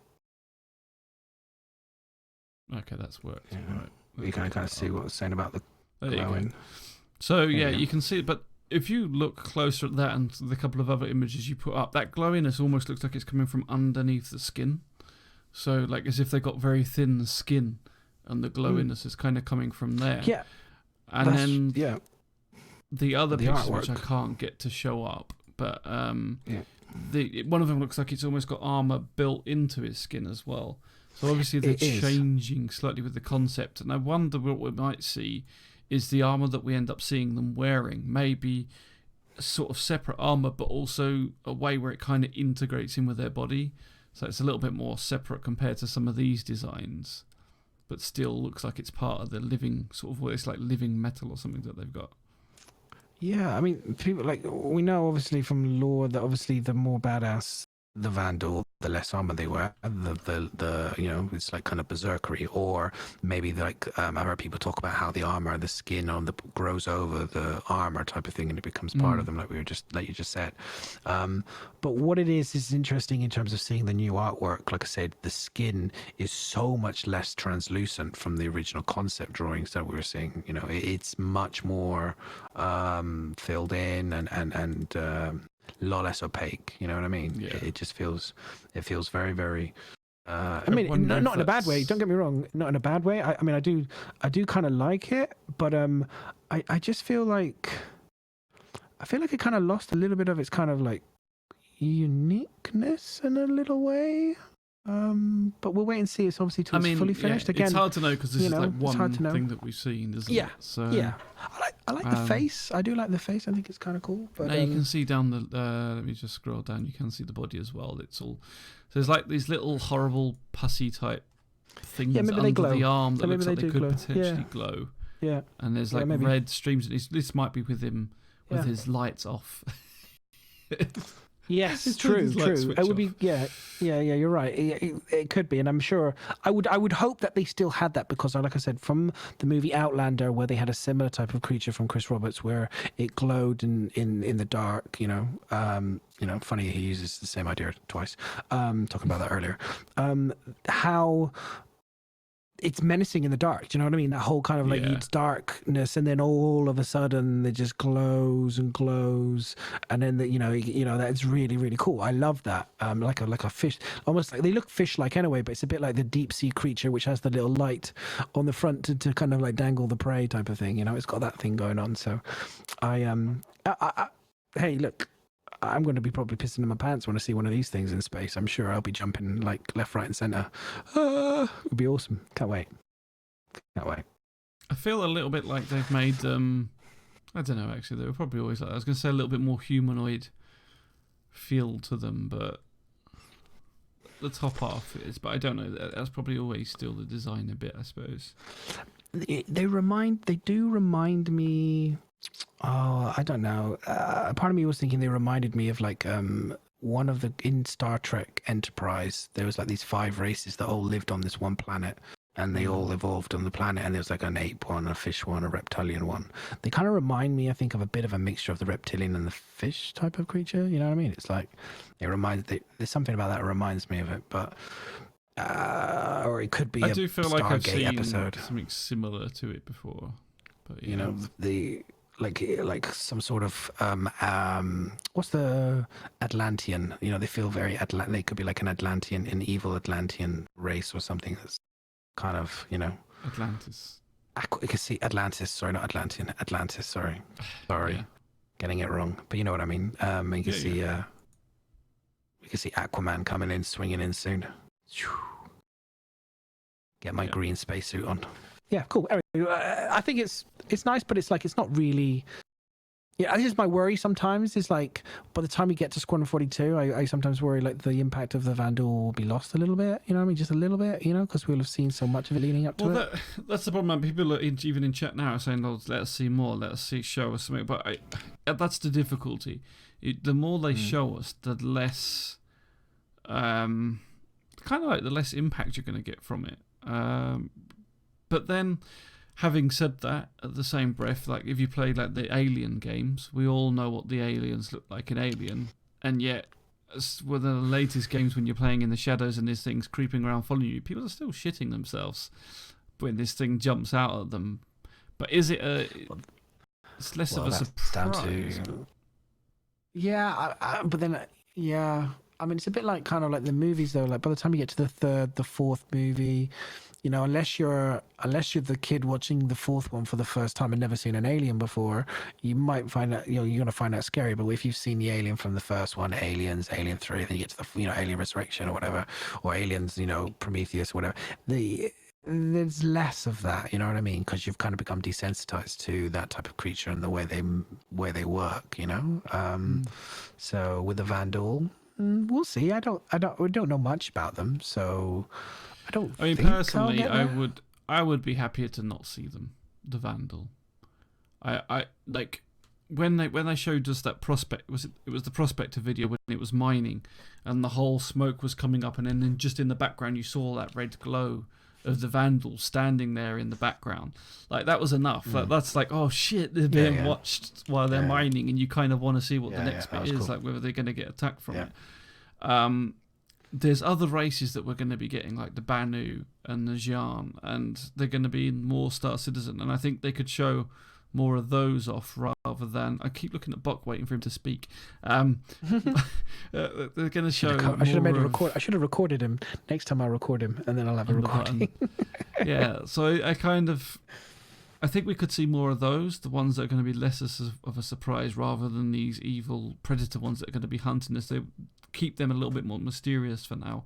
And I do also hope that there's going to be either other creatures or other races or maybe like other creatures that we don't get to see. And all these things, that is one of the dangers of playing this in like such an early access, is that and this is what we spoke about before, like landing on all these moons, seeing all these sites, investigating all these places. Like, when the game comes, you're going to lose that I'm seeing something for the first time, because you've already seen it, you've already experienced it. And it's as well an interesting conversation I had with Bok, and it's about like, is it ruining, like when we're playing these early access games, is it ruining the overall feeling when a game comes out? I mean, some games people don't play. They play the early access. It's been in early access for so long that they felt like they've played the game. And even though the game, when it comes out, is maybe much more improved, not completely different, but different, people don't go back to it. It's like, now, like Ark, for example. Now I've played Ark. I've played it. And even though it was early access all that time, it's finally released. It's like, I can't bring myself to play it. I know the general feel of it. I know what it's going to be like. So do I really want to go and play it? And I think this is something that worries me a little bit with Star Citizen, because we're kind of seeing it, Daisy as well, and like we're seeing it almost already, because each patch people play it for less, because we get the new shiny things and people go and explore the new shiny things, and then they don't have anything to do, so they stop playing. And the new shiny things lose their impacts each time a little bit. I'm hoping I'm wrong, and I hope there's going to be enough to do, enough stuff that we haven't seen, that will drop on us, that we can then play it. But it's it's going to be interesting, I think. I hope we don't get spoiled. It's the way I look at it. But I found it difficult, like I say, to play. At the moment, just generally, there's not been a genuine reason where I've gone, I really want to play this because it's something new. You know what I mean? Even the flight model, I played it, made my conclusion, I'll wait for the next one. So for me, after that, it's like, okay, the missions, I'm like, okay, they seem okay, but it's not compelling enough, Star Marine, I think I'll probably jump in and play Star Marine, give that a go. That seems like they've said that there's improvements to that, so I might try that out and see if that's really good. I worry that, in a way, a part of me is like, it's actually sometimes it might be quite nice to have a little bit of a break from playing Star Citizen as much as I have done, so that I can get that new feeling maybe when 3.6 comes out, you know what I mean? And get that nice surprise and get all of those things that I missed maybe from 3. It's kind of like you add then 2 patches together and you get more to enjoy, rather than burning out very quickly with 3.5's limited content and then only getting a little bit more in the next one. By actually stacking them together, you get a lot. I've seen people who play after not playing for a year and they're just blown away by the game's improvement. Do you know what I mean? They're like a kid in a candy store. You kind of go, oh, I kind of wish I had that, you know what I mean? A little bit, Yeah, doing what we're doing and doing like the podcast, it makes it a little bit difficult because we need the information to talk back and have this show. But at the same time, sometimes it feels like, you need to... Those people that have just come back every year, they kind of enjoy their time each time a little bit more. And people can let us know in chat and also on the YouTube comments if you're watching it, what your idea is, what you think, whether you're worried about it getting spoiled. But for me, one of the other things as well, and this is probably a little bit more controversial, is the more stuff we get, the worse it kind of will be, because like there's some games that you can play, like say I don't know, PUBG for example, where you're playing the same map over and over and over again, and the fun is just playing with people. And you could potentially do the same in Star Marine, for example, if it was working well enough to have good team combat and team versus team. You could probably play the same map over and over for a long time. Whereas once you start adding more systems, more places to explore, that gives you more things that you're going to end up doing in alpha or beta before the game goes live. So when the game goes live, you've got less and less of these systems that you've never explored before, never seen before. I know what this planet looks like. I know what this moon looks like. I know what this jungle looks like. And you kind of experiencing a little chunk of everything. And it's an interesting thing. And some people, it won't bother. And there's a lot of people I think it does bother. And I think a lot of people don't necessarily know it bothers them, other than when a game comes out, it's like they stop playing it because they're like, oh yeah, I've already done this. And the same with the missions. Like we're going up to this mission giver who's giving, the new mission giver, and a couple of the others are doing the shady dealing. Like once you've dealt with them 100 times in alpha/beta, when it comes to live, you're going to go, oh fucking hell, I'm going to go and talk to that dude again. Right, okay, let's skip, get that out of the way, and then bugger off. And as I think Flymo asked or said, I think this is why we're seeing very little of Squadron 42. I think that's the plan, because the more you see, the worse it is. You're just not going to enjoy that. You're not going to enjoy it if you've played the story mode. Yeah, so Bitmo's saying he avoids doing stuff so that it won't ruin the experience. So it's, yeah, I mean... Exactly. Especially now as well, when we know there's going to be a lot less systems at launch than they first originally said, so we're not going to get like the 100 systems, so that's going to be narrowed down. And then if you're getting these big gaps between patches with nothing to do, then obviously the exploration takes, that's what you're kind of doing between these patches, so you will see a lot more of the map than you would, say, a game that's already finished when it's introduced. The only thing they potentially might do that we won't see is like maybe handcrafting these, because they said that obviously these moons and planets are going to be handcrafted afterwards, and they're going to go back and they'll add the caves and add points of interest. So maybe they'll leave these things more barren, and they'll come back once they've built all the systems out and actually then go back to handcrafting some of the planets and adding these quests, adding these points of interest, adding these missions, adding more ship ruins. I mean, they mentioned something about that on RTV about ArcCorp, and how they want to put some water in it so that it will have the weather effects and have the greenery in it. Like, it doesn't need to be done now because the planet works, but what they can do is they can go back and craft that and add grass to the rooftops, add water to the planet and things like that. I think I've just talked madness to sleep. No. If I disagreed, I would have cut in. But no, I agree with everything. He's like, yeah, it's absolutely right. And I just kind of, you summed it up, dude, perfectly. It's kind of like, yep, that's exactly how I feel. That's very rare, but I genuinely feel the same. Here's like, for me at the moment, the way, I'm excited because Cyberpunk 2077 is being announced, potentially is getting ramped up, and there's a lot of buzz about it potentially being 2019. People didn't expect it to be 2019; they expected it to be next year, but it could possibly be. There's a lot of like under mutterings and stuff that it could be this year. So I'm very excited about that, because one of my biggest fears was that Cyberpunk and Squadron 42 were going to come out at the same time. And it was going to be really difficult for me to choose, because I'm a massive CD Projekt Red fan. I love The Witcher, I love what they games, and I love the way they build their games and the stories and the attention to detail. And the fact of the matter is that Cyberpunk has been in the same type of development phase as Squadron 42. Do you know what I mean? So I was genuinely concerned that they were going to come out at the same time.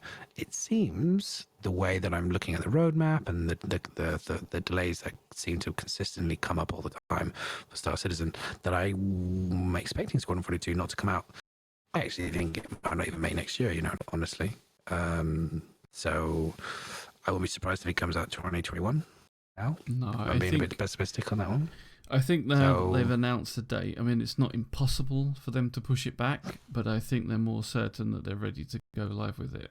I mean, technical things, if that happens, I think they may push it back, but I don't know why. I suppose it's just the blind optimism that we tried to have with Star Citizen. It's like, I feel like we've had lots of years where they haven't put a date now since the early date that they gave, because they weren't ready for it. But I don't know. I feel like they've kind of made it more set, and that's why we're getting a lot less PU stuff as well, because I feel like there's a lot more forcing them down the route into getting Squadron ready. I'm still hoping that won't change. it's the blind. For me, it's like I'm just happy. Like, I mean, because splitting time is very precious to me. It's difficult for me to play both at the same time, and I will naturally probably swing more towards Star Citizen because, you know, I love the game and I love what they're doing. So for me, didn't want to be torn. It's like being torn between two kids, you know what I mean, who to spend time with.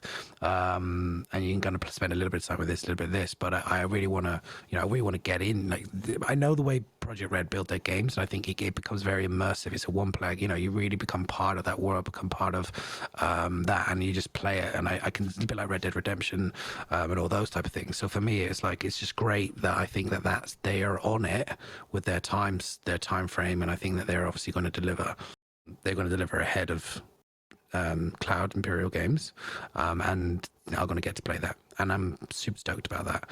And then it won't affect, because then when I probably finish that, and maybe even with the DLCs for that or wherever else they bring out, it's still going to have, then I'll have Squadron 42 to enjoy purely as Squadron 42. No matter why, my next worry is if Beyond Good and Evil 2 comes out. That's my next worry, because as part of me is like, oh crap, you know, what if Beyond Good and Evil 2 catches up and they release their game ahead of Squadron 42? And I'm like, no, that could be terrible. Or maybe Bethesda with the Starfighter. Is that the one or the other one? Is it Starfighter? Something like that, yeah. I've only seen very few snippets of that, but yeah. Yeah, I mean, because at the end of the day, you've got to think, like, you know, if you're making a game or releasing a game, there are strategic times for releasing games and strategic times for release, you know, like when other big games come out, you know, it might not be a good time to release a game. Like films, it's the same thing. Some films fail miserably at box office simply because they were released, or they didn't do as well as they could have done because they were released like a week into another huge blockbuster gets released. Do you know what I mean? Yeah. And it just cleans up, you know, and takes all the waves. So the only thing I'd say with these is that the Cyberpunk could take. I think Squadron 42 is going to be a smaller game. If that's a fair way of saying it. I don't think it's gonna. I don't know. I don't feel like it's going to have the same amount of hours to complete it. Especially with the multiple chapters. Or Squadron? No, Squadron 42. I think Cyberpunk Squadron 42 will be shorter. Longer. Yeah, that's what I mean. That's why I'm happy that Cyberpunk comes out first, because I think it is a bigger game. So I think I'll probably still be playing that. I think this is just hypothetical. I could be still playing that up until, if it's good and if it's really good. And I'm being very optimistic for that. You know, to when Squadron 42 gets released, and then it'll be like cool. Now I can play Squadron 42 and enjoy that. You know. You know, it's just personal. It's just a personal thing. It's not something more than that. But I mean, I meant kind of also more that you'll probably be able to play Squadron 42, kind of finish it, and then go, right, well, I'll go back to Cyberpunk, you know, like, because it's not one that's going to take over your life so much. Whereas some of these RPGs can take over your life a lot more. It depends if they make it so. If they make it really hard to get that F8 lightning, and you know what I mean? Like you know what I mean? Like if they make that, like a kind of a golden carrot, you know, a really difficult task to get the F8 lightning to unlock it. You know, you have to kind of complete a certain number of times, or you have to do, you know. I could see that being like a golden carrot to many combat people, you know, who like, I really want the F8 Lightning or the ability to buy that, so I need that. If they cheapen that, I will be actually quite annoyed. I don't know about anyone else in chat, but if they cheapen that down so you can get that like on easy mode, I would be really kind of bummed. You know what I mean? Like that would be like, again, auto gimbals all over again. It's like, hang on a minute, you've made it really easy for people to get like this really difficult, really powerful ship.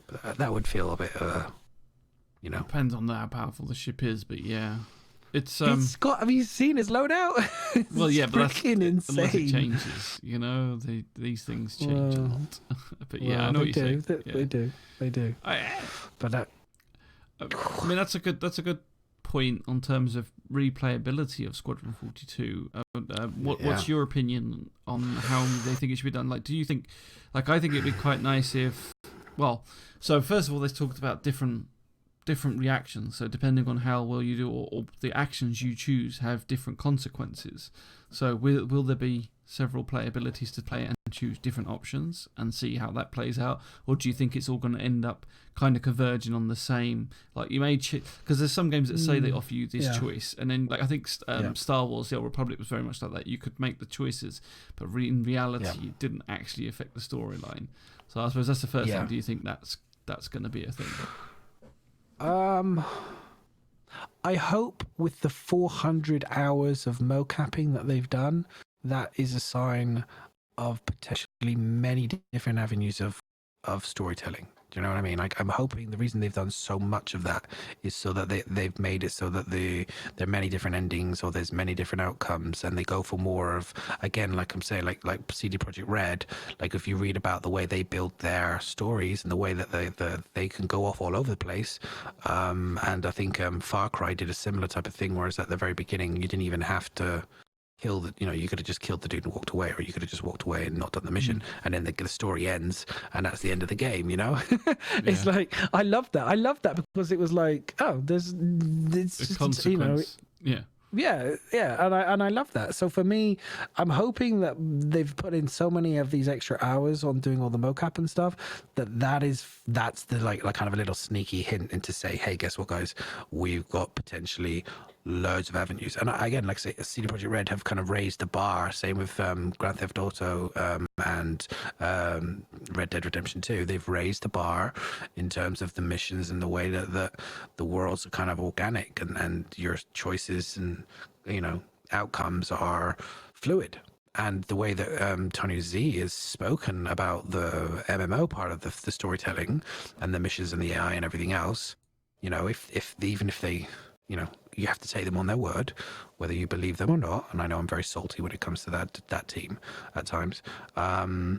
They, we take them on their word. At the end of the day, that's what they said. And I assume that's what they're going to make. Much, very, very dynamic and interesting missions. And I'm hoping exactly what you say. I hope it will be, your decisions have consequences down the line, and also going into potentially the MMO as well. Yeah, that would be really nice. I really hope that they do that. I really, really hope they stick to that, because I think they spoke about that on the tables and stuff. They've spoken briefly about that type of thing, where your decisions within Squadron 42 will have an impact within the verse, and hopefully it'll be reputation. It won't, maybe not limiting you to do stuff for forever, but maybe out the gate, your reputation maybe is stronger if you're like, did certain I think things at the with a certain faction.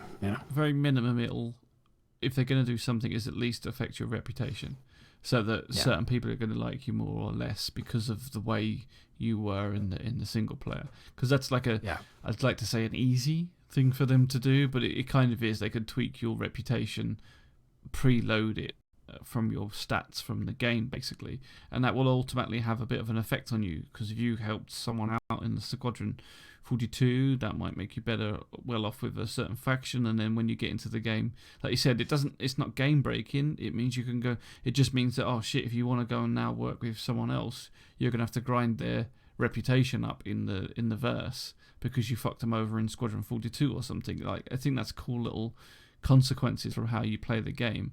The only difficulty with that, and I suppose you'd have to have different characters, is like if you replayed the scenario to try and get different outcomes, each one of those replays would have to be a different character, and then can you bring all those characters forward into your MMO side of things? But I don't know. Yeah, I mean, you start the planet, that's another thing they could change. So it's almost like you could use the single player as a kind of almost like a tick box survey. Do you like hot or cold planets? Tick. Do you like it? And then you end up being somewhere that fits that. Obviously not physically ticking boxes, but like the way you play. and where you end up your story affects where you start in the single player. In the multiplayer, that would be pretty cool. And here's the next thing is like that's for Squadron 42, the first episode going, and then obviously naturally going to the PU. But then the part of me is kind of like the chances of the persistent universe being finished by the time we get to the second chapter is unlikely. I would expect the persistent universe to be still in development, if I'm honest. I know everyone probably goes, no, but I'm like, nah, this game in my opinion, I still think they've got a long way to go. So hypothetically, there's a chance that the second chapter will be out. So you could, in theory, say, do you think that, it will carry on? And then that impact will go from the second chapter into the persistent universe, or will if the PU is finished and running persistently before chapter 2 comes out, will you be able to import the character from the persistent universe into chapter 2, or will chapter 2 potentially be a completely unique standalone fresh story with no characters from the previous one? Or you know what I mean? But then it's like the times. I need to read up more on the lore because I think there's a little bit of clue on it. But you know what I mean? It's a bit of a mindfuck because I'm like, well, if chapter 1 and chapter 2 and chapter 3 are all set prior to the persistent universe, in theory, you have to finish 1, 2, and 3 before your character joins the persistent universe or your grandchild. Yeah, that's why I was just about to say it's going to be a bit difficult because it's like, so are we going to not get an influence between the single player because of the multiplayer, because of the fact that if the Squadron 42 is done in 3 chapters and that's the point when you get to the end of where your story is before you're supposed to then join the PU, like if they bring out chapter 1 then the PU, how are you going to then jump back into your single player campaign with that character? Or is that is it possible? I mean, one option, like I said before, it could potentially almost be like flashbacks. So you could be like a flashback of your younger self or something playing the next chapter in your campaign, but it's almost like time travel in like comic books and stuff like that. It starts getting really headachy and messed up. In that respect. Exactly. It's like you'd have to remember, like, so if you take your character, exported your character from the Squadron 42 into the PU, then you do a whole new set of missions and you change your reputation that you had previously that was bad to good and all the rest of it, and then you start chapter 2 and it can only export your character from the chapter 1, and then it could have a big knock-on effect and you'd be like, hang on a minute, I was really friendly with them later on. Now I'm really bad and really they hate me again. That kind of breaks the immersion of that relationship that you changed in the persistent universe that's in Squadron 42, so they're going to have they're going to have to be careful where it goes. And like I said, it really sums up to me the fact that the persistent universe could be another 12 years, because they have to get seriously 2 and 3 finished before your character effectively jumps into the PU. Some people will be like, what the fuck is he talking about? I'm like, well, it's going to be weird though, jumping backwards and forwards between chapters, and unless they make them completely standalone stories, which would be cool too. Yeah, totally cool too. Well, that's the thing. Have they said how much they're going to be linking each of the chapters in Squadron 42? I don't know. Are they going to be a full link through so that you're basically, once you finish chapter 1, you're kind of in a holding position waiting for the chapter 2 to come out before you can start venturing on that one? Yeah. Or is it, like you said, is it going to be a completely separate story? Which obviously the completely separate story would make it easier for them to do, but be less interesting, less exciting for you to play as a character, because you'll have less of a tie when chapter 2 or 3 comes along. You kind of want that progression. Yeah, you do. I think if anything, we'll have more. If that's the issue, we'll have more of a separation between Squadron 42 and the PU. I think they'll stop linking the two. It'll just be like, it's tough. This is your game, this is the single player, and this is the multiplayer. It's in a similar universe, but it's not the same. Your character isn't linked. Well, just because I saw the thing about the 12 years thing, we'll be playing the persistent universe for 12 more years, Cal. What I'm saying is that, the hooking and the storytelling and all the rest of it, the way it works, it could be another 12 years. I don't know before we finish this whole. Seriously, I'm starting to kind of think this is a 20-year thing. What was I going to say? Like in terms of Oh yeah, the thing I was going to say was just like the way what you were saying, and I agree with, is that the relationships you form with the characters. It's for me, it's really important sometimes that you do carry over some of the characters into the next episodes. Like the way I played the Nathan Drake series. The Drake series is it's so good because the characters you get familiar with and they come back and you form this kind of like, it reinforces the character. Sometimes, yes, it's okay to kill off a main character. Sometimes it's quite poignant and it's quite good to do that now and again. You know, there comes a point when it's kind of like, oh, that was cool. But generally, like, I'm a bit of a feel-goody type of person, and I do love, you know, certain characters returning into stories and coming backwards and forwards. So I would hope that they had a little bit of that rolling through. Do you know what I mean? Like, I mean, the fact of the matter is that they're bringing Mark Hamill in and all the rest of it, and says enough that Chris Roberts likes that too. You know what I mean? He likes to keep things kind of the same a little bit. You know, like the fact that he's brought old actors back in to kind of, I'm not playing the same people, but he obviously likes that feel. And then there's a huge, like, there is a huge thing when you're playing and you recognize someone from even like a cinematic or something. So when you see like them when they're advertising games and there's like a cinematic, and then later on you'll start playing the game and you bump into that character from the CGI cinematic that they've shown you. It's like, oh shit, that's so and so from the poster or so and so from the film or whatever. And it's the same as when you get game spin-offs from films. If you see characters from the film and then you get to interact with them in game, that has much more bond to it. And a good one that does that a lot is Star Trek Online. Like they're constantly trying to pull from the TV series and put that into the game, and they get a new meeting. So I think Star Trek Discovery, they used is it Tilly, one of the alternate realities or whatever the hell it was. She was a captain of the ship, and I think the series they've done in Star Trek Online is her playing a captain on the ship. I haven't played it, so I could be completely wrong, but I know she's in it. And it's not the first time they've done it. They've pulled from that to add and enhance the game. So to not have any input from Squadron 42 to go into the Star Citizen would be a huge shame. Yeah, great. Oh, so many questions. Like, you know, actually, Meyer is a tremendous information. We got him in chat briefly. I hope he's still here. He's got information on lore. Meyer, do you know if Chapter 1, Chapter 2, and Chapter 3 are all like directly one after another, or if they're individual stories? Because I've steered away from too much of the lore as one, reading for me isn't something I really like to do, and two, which is probably where things break, and two, I don't want to spoil too much. You know, there's some things I wanted to keep fresh to me, and Squadron 42 is one of those ones I really didn't want to know too much about. I really want to kind of experience it as fresh as can possibly be.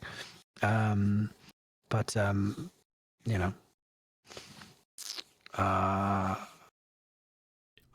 okay. Well, we know, so that's one of the things that some people have said about that people have said about once Squadron 42 is finished, everybody's going to be jumping and developing the PU, and so things will go much faster. I think, and someone mentioned it on our YouTube comments from one of the ones before, is that they're not going to just all jump off and stop on Squadron 42. There'll probably be a big chunk, but they will be going straight to working on Chapter 2 and Chapter 3. It's not something that's just going to be, okay, right, we've done Squadron 42, let's get the PU out, then let's jump back to it. I think it's it's constantly going to be developed in conjunction with, in the same way that the PU is never going to be completed. It's going to be something that's going to be constantly worked on for a while. So, yeah, definitely. There'll be a time gap, but I mean, it's still linked. So your character that you played in Chapter 1 will still be linked to Chapter 2 and Chapter 3. It's not completely separate. You're not rolling a new character each time you play it. I wouldn't have thought. No. I mean, it would be kind of cool, though, if, like, you know, they had, like, persistent death and your character died and you had to kind of pick up with your grandkid. You know what I mean? Could you imagine, like, the way they're doing it in the PU?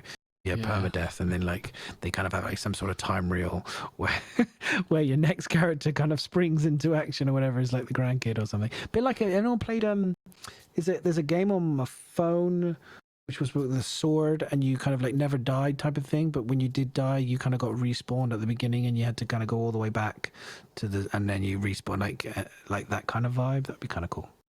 I can't remember what the name of it. It was like it was on the iPhone. It was like it was a really good game. I spent ages on it, and I've completely forgotten the bloody name of it now.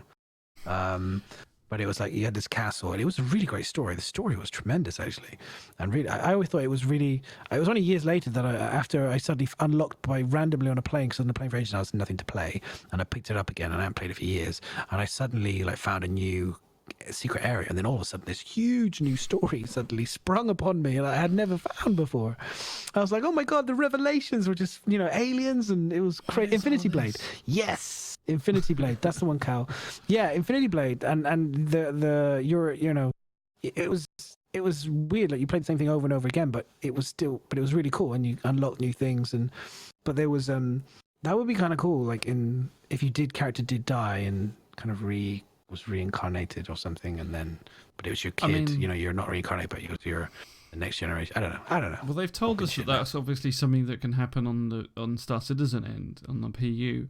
And it would be a really interesting story twist in Squadron 42 if your character died, like at the end of it, and so the chapter 2 would actually be your child that come and using the DNA technology that they've got could be your child, and you literally pick up from like your dead parents' position. That would be, I don't know if people might not like it because they lose their hero, but at the same breath, it would be certainly different. Be a certainly different way of doing something. It would be, but it would. Yeah, it would be brave. It would be brave. It would be brave to do it. Because not many people would. It's kind of like Game of Thrones when you're watching Bran at the start, and then like it's like, oh my god, that's great, and then the character gets fucked for the whole thing. It's like, oh okay, that was going to be such a good character, and now it's not. It's like we just slaughter everybody. It's a bit more. I think it would be more. It'd be more acceptable to do that now than ever before. Middle-earth's Mass Effects. That's what I meant to say. I haven't played them, so if I stole it, I don't know what I've stolen. It would be. I think it'd be more acceptable now to do it than like before. A couple games have done it before. Yeah, film and TV, and it's kind of been. It's not the shock and all that it once was. Do you know what I mean? Like before, it was like, like in Psycho. Oh my god, what do you mean you killed off your main character like 20 minutes into the movie? Oh my goodness, it's a revelation. Whereas now it's kind of like, kill him. He's terrible. Get me a new actor. We need a new actor in this place. I still think it's relatively new for gaming, though. It still doesn't happen a lot. You still play the hero in most games, and you tend not to die. It's like, anything to stop that from happening. I haven't played Mass Effect, so if they've done it there, then fair enough. But they didn't do it very well. Big uproar. Actually, speaking of which, there's a big uproar about the ending, and it was a terrible ending. Is that what happened in Mass Effect 3? Yeah, well, there was kind of three. There was one ending, then it was 3 endings, then it was like 21 endings to try and keep everyone happy, type of thing. It was like you can choose many different endings, which choose your ending. And then everyone was like, "Oh, it's kind of a bit lame as well." I don't know. I to be fair, I thought they should have just stuck with the ending they had and just stuck with it. It would have been everyone would have been a bit bitter, but at least it would have been done. But anyway, that's just me. It's hard to end things. That's people don't realize it's not always easy to end certain times. Sometimes it is. Some things can be difficult. Somebody's just because everyone wants it to go on forever. Like look at Star Wars, for crying out loud. That should have ended 3 episodes ago. maybe 6. These last 3 ones shouldn't have happened. Let's be honest. These last 3 ones should not have happened, or somebody else should have done them because they're atrocious. There's not much of it. They visually look amazing, and they're the best Star Wars. They're Star Wars looking, but the heart and soul of them is atrocious. But that will be on another podcast. We'll have that on another podcast. For sure.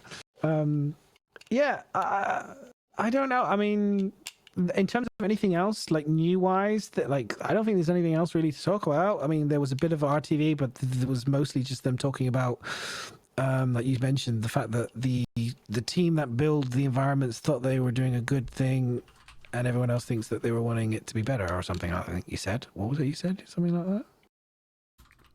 I don't know. You said that. What I said earlier is that they're developing it to a certain stage and then moving on. It's like so there was one thing about the Arc Corp. It's like this is only picked up from what they were saying, and it's like a lot of people mention, why is it so different from the CitizenCon demo that we had, which looked beautiful and lots of lights, and you flew through it and it looked amazing.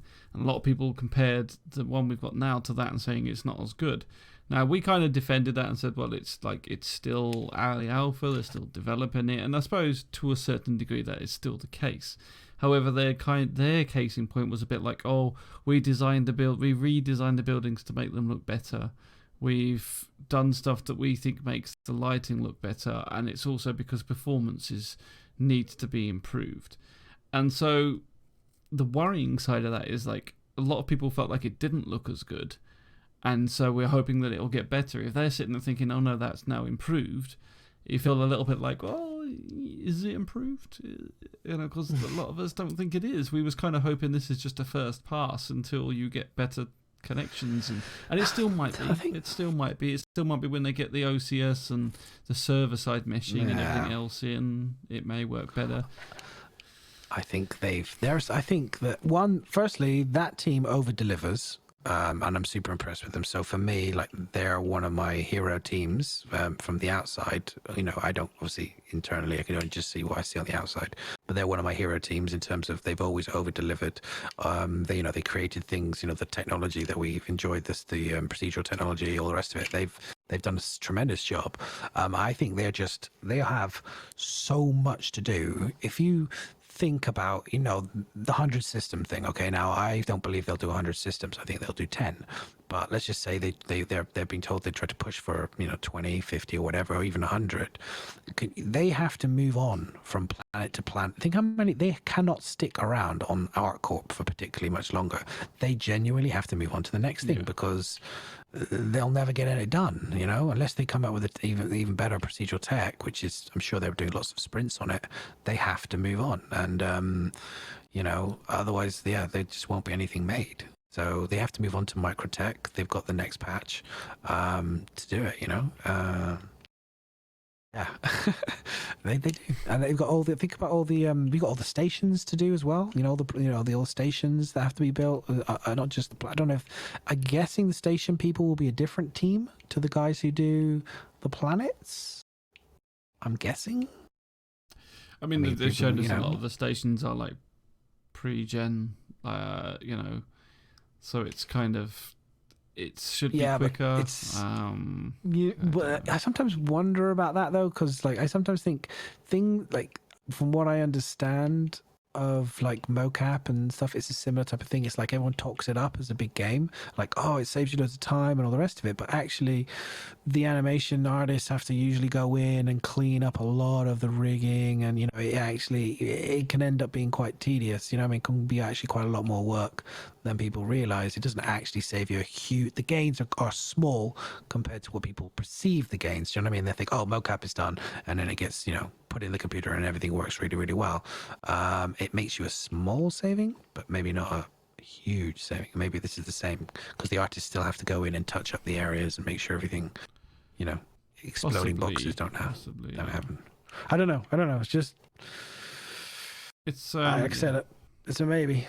I mean, that's one of the things that, they've told us for a long time they're working on tools, and these tools are what's going to help them make things quicker and better.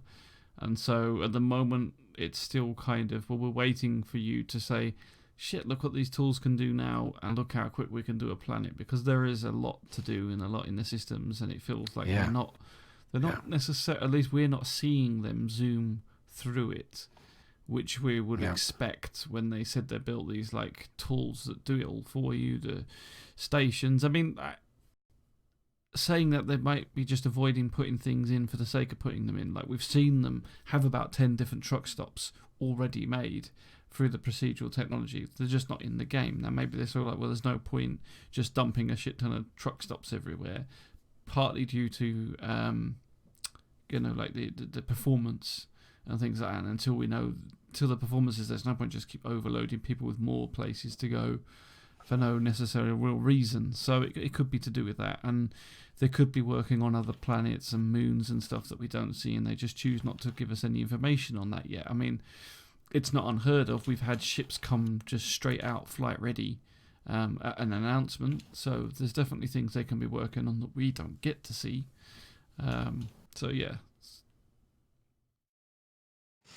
Yeah, thank you, Disposal here. You've kind of, I'm always wondering because technology moves on, but he's just confirmed that mocap doesn't really save you any time at all. It makes animations look more real, but you still have to do a lot of work to work with them. That's what I was thinking about. The procedural technology we talk about, everyone talks up the big procedural technology, like, yes, okay, maybe it makes things quick, but, if you look at ArtCorp right now, it's a great big seam line down the middle of it, you know what I mean? Or you split up into four clear, visible 4 quarters. So, it's somehow they've got to figure out how to, blend that so you don't see the seam lines, as it were.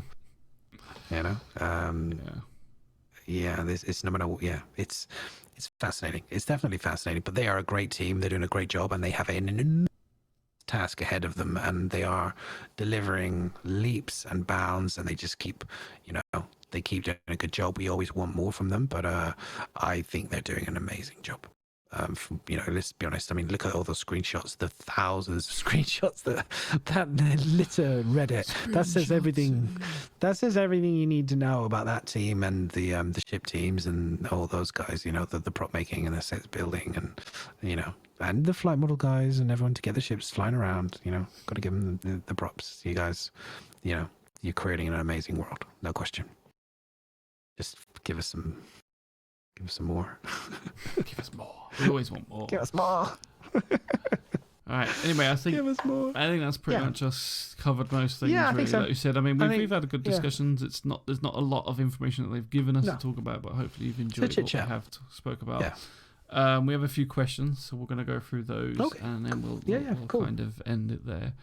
So the first question we have is from Berger, and he asks, when do you think the new and improved camera controls will come in? Oof, good question. Is it on the roadmap? New camera. Is it on the roadmap? I haven't checked the roadmap for a while, actually. It just looked at 3.6, not changing much. 3.5, not changing much. It could be one of those things that they just kind of like, if they get it and it looks good and someone's kind of got it working, that they'll maybe like make a big deal out of it, because it's the sort of thing that CIG does like to make a big deal out of. You know what I mean? Like, hey, guess what? They did it last time when they had the camera changes and stuff, and they were like, we've done it. So it could be a case of if something's feeling a bit light on content, or maybe there's something bad about to happen, they're about to push something back, they could like suddenly spring on us, like, oh, guess what? Deny that, but I do wonder if they hold things back a little bit like that. It's like, hang on, we've got nothing to give. Okay, let's give them this. So watch this space is what I would say. I'm not going to give you a definite time, but I would say when something bad is potentially about to happen, improved camera mechanics will be in. Okay, so when we get the next delayed notice, here's some pretty camera controls that you can play with instead. That's my take on that one. So next question is Calexus, and he says, why not have 2 flight models, one for easy mode like power steering in cars and another for the real fighter pilots? Because the problem is like, if the really good pilots if it gives anyone an advantage, someone will use it. So if it's a good pilot and it gives you the easy mode, gives you an advantage, they'll steal it and use it and make themselves better than the other people. If you're a good pilot, why wouldn't you use the easy mode to make yourself even better? It's kind of what we've got now. That's kind of why we don't like it now. It's a bit like what we already have. It's like there's 3 modes, 3 different types of gimbal mode, it seems, like hard mode, fixed, which is kind of pointless, and easy mode. There was a video, someone's done a video with showing 2 equally good pilots. Obviously, it's always hard.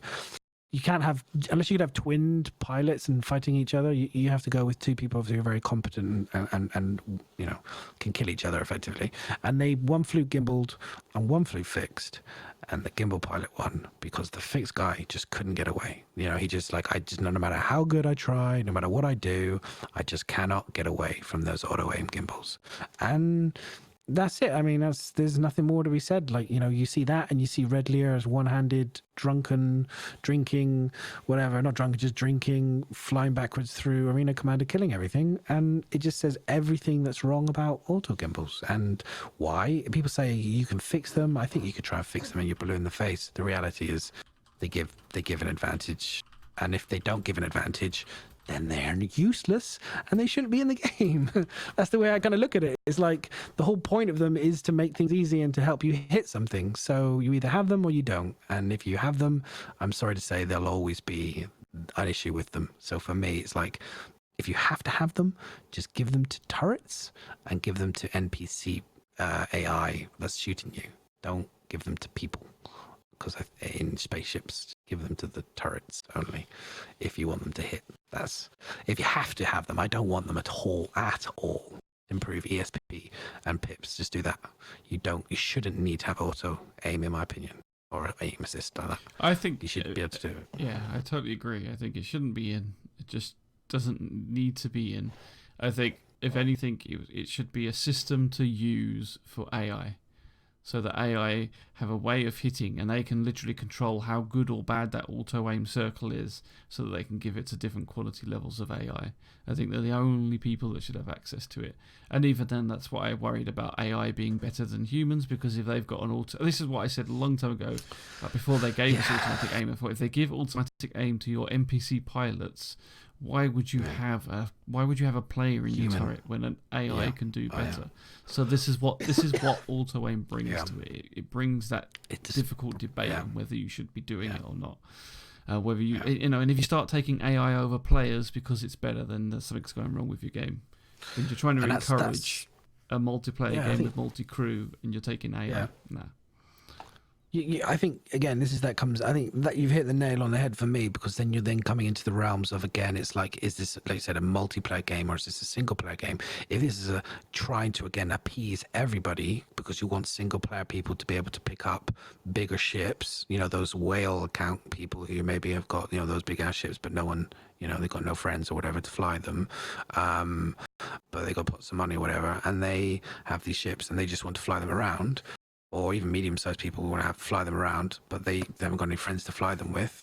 They'll fly them with their NPCs, and so you're appeasing them to make them feel that they can do stuff and do stuff well. And then it just gets messy. It really gets messy. It does. It's just like we've had this debate a little bit, so we're not going to go too deeply into it, and we probably will go over it again when it gets a little bit more tuned.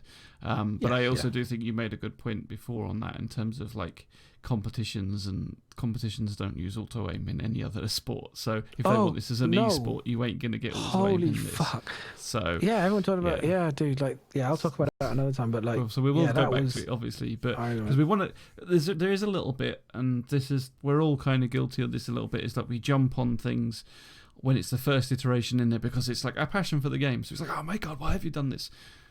We want to express that we don't like it. We want to see where they go with it, and it could be completely different to what we started with. So it's kind of like a little bit of, let's give it a bit of time, let's see what they do, and if they keep doing it, we're going to keep telling them that we're not happy with it. So it's definitely something we'll be readdressing, because when this goes to live, when we see how they tweak it, we'll have more comment and feedback on it. But I think as it all stands, most of us feel, most people I speak to feel it shouldn't be in the game, but we'll see how it goes. Like you say, see how it goes. But it could be a deal breaker. It could be a real. It could be. It could definitely. Could be really bad. We're monitoring the situation exactly. It's all right, guys. We've got your backs. We're monitoring the situation. We are. Don't worry. We are monitoring it. Okay. Next question is from Calexus again. And he asks, how important... This is quite a nice one. How important are team gameplay loops to you guys? Huge. That he read out, but sorry. Where a group of people can be paid. How important is this over other systems? Kind of depends on what you mean by other systems. But it's more important than heating to me. Like, if you had... I know personal preference, but I would prefer... I would have been happy with a very basic... heat system that just kind of didn't overheat, didn't overheat unless the engines, like I wouldn't have even done it. I would have just like, it's what they're doing it now, like kind of thing. They've just fixed it so that it doesn't really do anything. It's fine. Your ships don't overheat unless you're falling apart, kind of thing. And then focus on, I would focus. I'm mad about the fact that somebody in my Cutlass can't really do anything in the MFD. Why can't my guy in the second seat land the ship? Why can't he plot the course? Why can't he, do all of the things that the pilot can do pretty much, besides, unless obviously the pilot, why can't the pilot allocate the co-pilot, complete flight control and say, hey, you take over, you fly, whatever, and I'm just going to, get out of the seat and go do something, go have a piss or something or whatever, or jump to the cockpit or vice versa. It's like, for me, like, multi-crew is so important, and it will just bring in so much more gameplay, so much more. I want to see so many more sprints on that. I don't know if there's been that many that we used to see at any of these CitizenCon events at all. I don't think they've showed us anything where you've really seen team play with MFDs and interactions. And they showed us briefly. Did they show us something where they picked up like a component to like replace the power cell or something? Like that was kind of it, I think. So hugely important, like, and for what is considered a MMO multiplayer game, especially if you think about the Carrack, for example, like, again, the Carrack could be just another massive wasted ship, at the end of the year, just this great big behemoth of a ship that everyone's well, not behemoth, but a big ship that everyone's super hyped about, and it'll look gorgeous and everything. But it's got none of the stuff really to do anything. The scanning mechanics probably don't even work very well. We still won't probably have that, the second the cop pilot or the, people to do stuff. I mean, think about the what's the ship? The Starfarer. You have the captain's seat, and then you have those other seats in front. There's like 7 seats or something in the Freelancer. It's like, but no one can really do anything in them other than maybe move a few things around and power and stuff. It's like from what I can see, if you, like, we're talking about each patch and people playing it for a little bit and then stop playing it. If you actually look on Twitch and the streamers, in fact, a lot of the things, the people still left playing this game are the ones that are playing it multiplayer, the ones that are trying to do what they can to have it as a multi-crew thing. They're all getting on the ship and doing a mission together. I've seen lots of people doing like group drug runs together, the whole defense and attack of Jump Town, everything that's keeping this game I say alive, because that depends on how you see it, whether it should be just developed or whether it should be developed to play as a game at the moment. Kind of skews that a little bit. But if we're looking it down the route that I feel like Star Citizen or CIG want us to play this alpha rather than they're just giving us access to their tech, I feel like they want it to be more of a game. I feel like this is one of the most important things out there, because this is what's keeping people playing their game. And I don't see many people playing the game solo. I don't see many people in Arena Commander playing it solo. Yeah. Like, most people want help. Most people are joining up and doing stuff. So, I totally think it's a huge thing. I was hoping for this type of thing would be the focus point for the year. I'm waiting for them to say that that's their focus. Do you know what I mean? I'm waiting for the year where then Star Citizen, Chris Roberts and the development team say, we're focusing on multi-crew experience and we're focusing on it for the entire year. So when you see that performance thing that they talk about every patch, it has it every year. It's like literally all year, and multi-crew throughout all the gameplay mechanics, from cargo to mining to ship flying to literally they are diving deep on every single one of the gameplay mechanics so that you have a far greater multiplayer experience. You know what I mean? Because it's seriously lacking. I think it is summed up beautifully. Disposable says, we play along but not together. And I think that's a really good way of looking, because like the pictures as well, when I see the screenshot pictures of people and I see them on the ships and stuff, and I kind of like, they're just standing next to the chair, or maybe they're in the chair, and I'm like, I know he's not really doing anything, you know what I mean, other than the pilot. I'm like, they make it out to look like he's doing something. I'm like, you he's long not for really the day that you can sit in the chair and actually do something, rather than sit in the chair and just look like an idiot at the moment. Yeah, totally. Yeah, exactly. And it's like, it's the expectations of like the game as we've gone along have changed. We've gone from, we want better frames, we want some improvements, and then it's like, the next thing. It's like, now we want to have the better gameplay experience. Before it was like, we just want the game to run better so we can enjoy it for longer. And then it's like, we want persistence and we want, these things, like spoiled children. I want. Oh, it's coming. It's coming. Yeah, but obviously, once one thing's fixed, your focus will change anyway, because that thing's now fixed. Of course. So that's natural. Exactly. Okay. Next question again is Colexus, and he asks, "Why is everyone on Spectrum on the Spectrum?"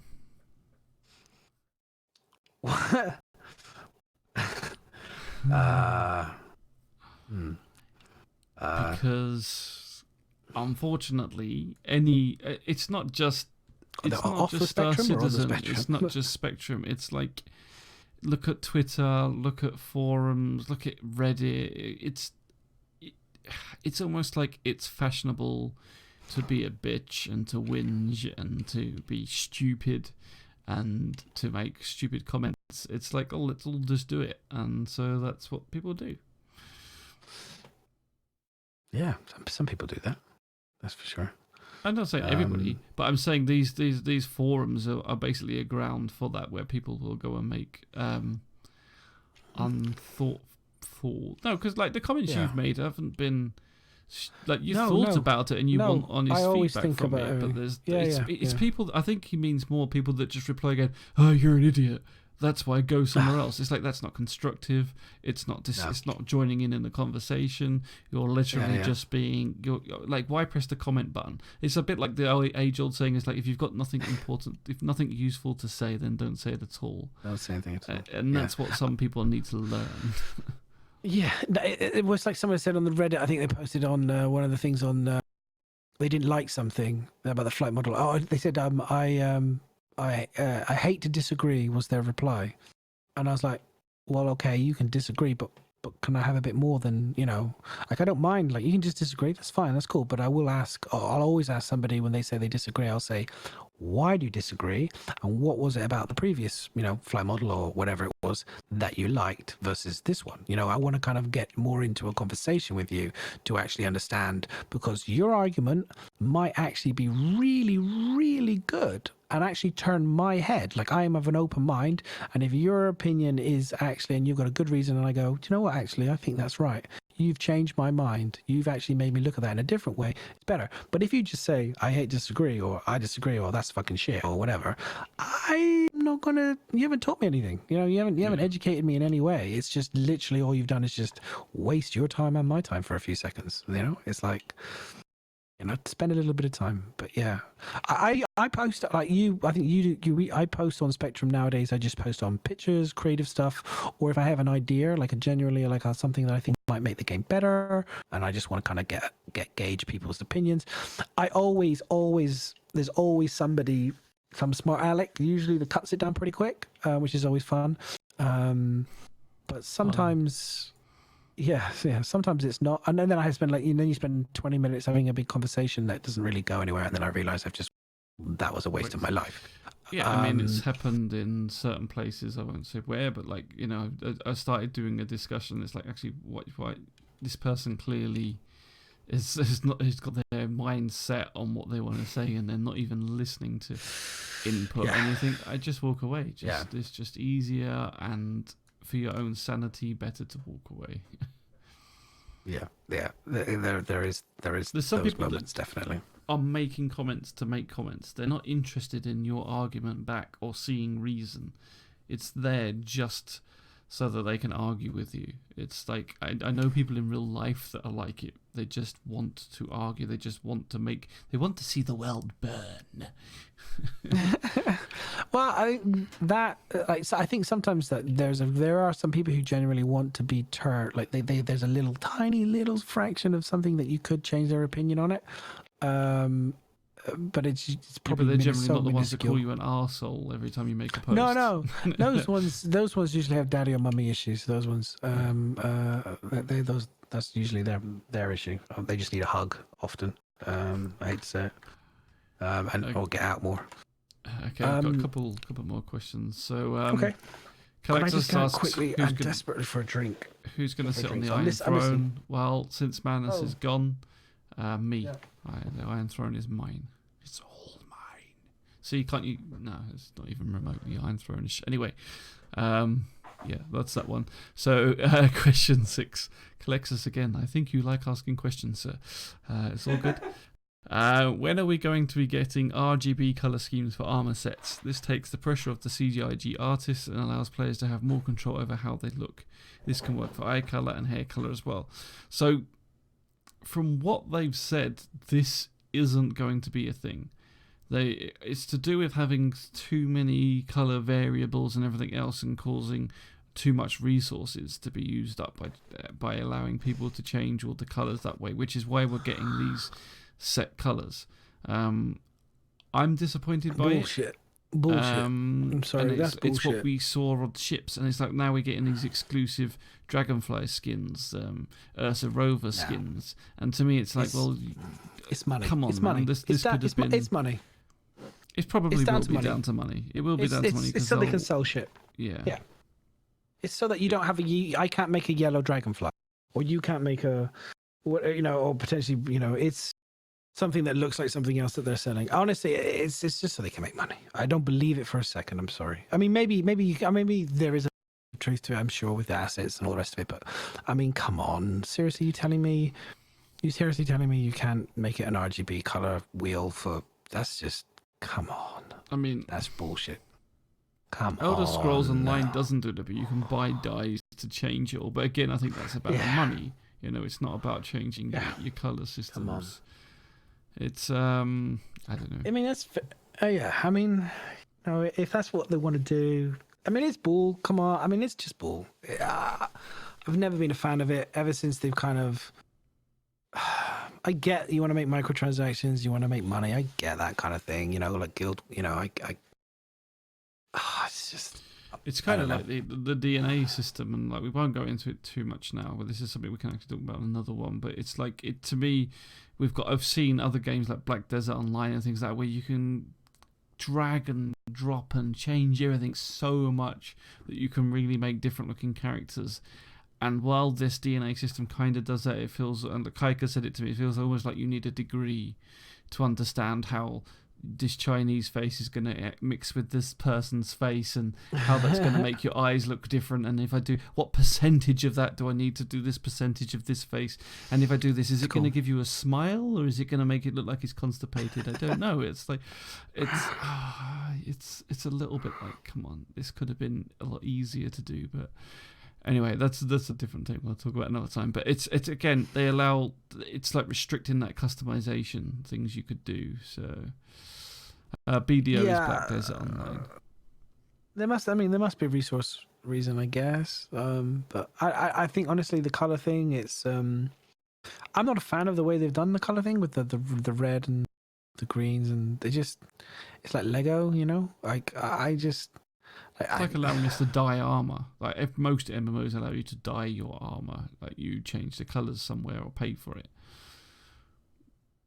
Yeah, I mean, it gives you, I guess, a little bit more variety. But then, like I said, having played and like the one thing about Anthem, credit. Maybe this is why they could do it, because they had nothing else in the game, so the assets was minimal. But their armor, with the way they did the way you textures and the materials, like you could choose the materials and stuff. Like for me, I'd love to have more choice of the materials and the way that my armor looks texturally.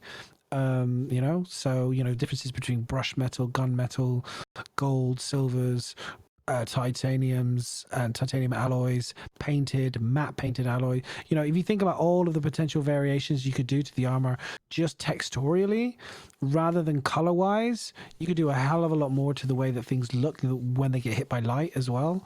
Like differences between aged metal and not aged, brand new metal, and all this sort of stuff. You could really play with it more. I'm sure I feel it's like coming. that's just like the dye system taken to another tier, though. Like I think that's just a progression from it. I think that goes with the color. Like you get your colors to pick how you want to look, and then you add the material texture on top to get that effect. It's like another level of it, I think. Yeah, and here's the thing: is it's like that will be in, but it's like to what extent will that be in the sense that we can do that to the armor types, or are we going to be able to just buy pieces of armor that have leather textural to it? We won't actually be able to make. I think, I don't know. Personally, I'm disappointed by it, but I think customization in that respect is going to be very limited. I think it's going to be by the pieces you buy rather than the pieces you pick and change. I That's think how I think you're it's gonna right. be. I hate to Because say it's it. I also think that whole when we talked about a little bit like the I think magic you're right. that we want.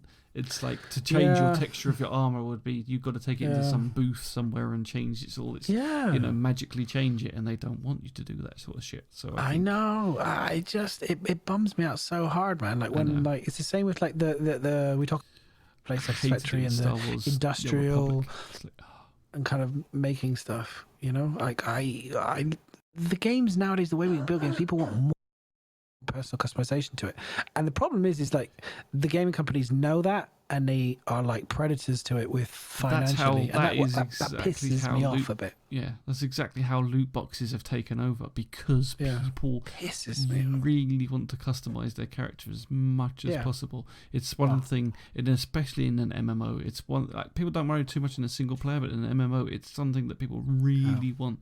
Is they want their character to look how they envision, and it's almost like the role play. How they envision to be. They want to walk down that station, how they want to land on the ship and blast open the doors, and their first vision of you walking through the doors and how you look. That people have that in their head of how they want to look, and restricting that is just, it's such a shame. I suppose I don't know, man. I think they've got a lot of armor, yeah, for sure, but I don't know. It kind of bums me out that they have to, like, Chris Roberts talks about not wanting paywalls. You know, I don't like paywalls and all the rest of it. And I'm like, well, you're kind of technically putting that behind a paywall. You know what I mean? You know, it's kind of, you're technically putting the ability to be creative with colors and materials and textures behind a paywall. Because, if that's what it becomes, we don't know that for sure yet. So, again, we're just a bit of hypothetical. But, if they did do that, yeah, kind of bummed out on it. We'll see. But then I do I'm completely. I do recognize that they need to make money and to kind of pay for things. I mean, if they said, it would be interesting. I sometimes wish the companies would be honest sometimes and open up about kind of financially and stuff. And they said, if you want all of this for free, you were going to have to pay a subscription of like £2.50 a month, everyone. You know what I mean? And they'd be like, oh, okay. If you don't and you're happy to pay, but they won't do it because they'll make more money the other way, because they'll make more money off of the microtransactions. It's proven to make shit tons of money. So, and Star Citizen are the worst. We will pay them £500,000 for a fucking spaceship. So, a $2 fucking bit of armor will be easy. Yeah. So yeah, sorry. Anyway, move on. So we got one more question, but I feel a little bit like we should leave that one till another time, because I think we'll probably have a bit more of a discussion on it again, like we just said earlier. So it's basically Calexis asked, add a flight computer for the easy mode, flight mode. That way, if it gets destroyed as a subsystem, the new player is screwed. What say you guys? Like we could go into it, but I think maybe we'll leave that because we're going to go back and probably talk about the auto aim and stuff like that and have a discussion. So Calexis, definitely keep it as a question, and that's definitely because that's what we'll do. We'll talk about ways that we can counteract the automatic. We want to see how that's going to progress and what we're going to go for. And then we can add that as an extra thing that as a suggestion, as ideas, as things that we can discuss and think, oh, okay, if this is going to be in the game, how's it going to be counteracted and that. But so we're gonna, I think we're gonna call it there. Because we've gone on much longer than we thought we would anyway. Yeah, I know. As always, it's like holy shit, we are rambling away. That's what we do. So guys, thanks very much for watching. As always, thanks for all your support. It's been awesome. Don't forget to go and check out Britisson. Go and check out JRDF's sale of the Grey Cat buggy. If that goes well, also don't forget that's got to go well, and then they get to sell other models. So if you're not go buy them. Following the Asylum podcast team or just the Asylum team in general, please make sure you go and give everybody a follow. Otherwise, I hope you enjoyed it. Madness, have you got anything you want to say before we go out? I won't be. Unfortunately, I was hoping to do some streaming this week. I may have to bring out the old console, I'm afraid, guys, and play some Red Dead Redemption, I think, this week and stream that because my PC is obviously broken. I need to go and take back the power supply BSU that I bought that is useless and see if they will give me my money back, or I'm going to have to order a new one through their credit system, I guess. and then I don't know how long that's going to take. So yeah, I should have done something different, but hey, we live and learn. We live and takes. So I will be doing some stuff, but the main thing I think I really want to do, which me and Miz we want to do, is we're going to do some painting and creative stuff. So Miz, as anyone knows here, is obviously he's painted a lot of the models that JR and those teams have done recently. He's a really good model painter. Really talented, and part of the Asylum, we're a big bunch of creative dudes, and we really want to come more making and crafting and building. So yeah, watch this space. Next, we'll be doing some live streams, I think, with me painting some figures, if you like that type of thing. Mainly just learning the basics of how to do washing and dry brushing and all this kind of stuff, because I want to do my own, get a 3D printer and do some like guns and Star Citizen guns and some really cool shit. So that's my goal. It depends how long we get there, but so Miss is going to teach me basically. So we're going to be creative. So the Asylum will become a really creative place, hopefully, where we have a playlist for people with, can come and watch us make shit, basically. So, that, and then I, at some point, have to get a load of people together to talk about the flight model. So, again, watch this space for a YouTube video.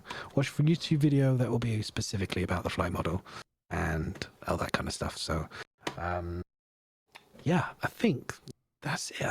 Yeah, that's it. Yeah. Cool. New microphone. Yay. New microphone. Shame Discord didn't work very well, but thank you again, just to everybody out there.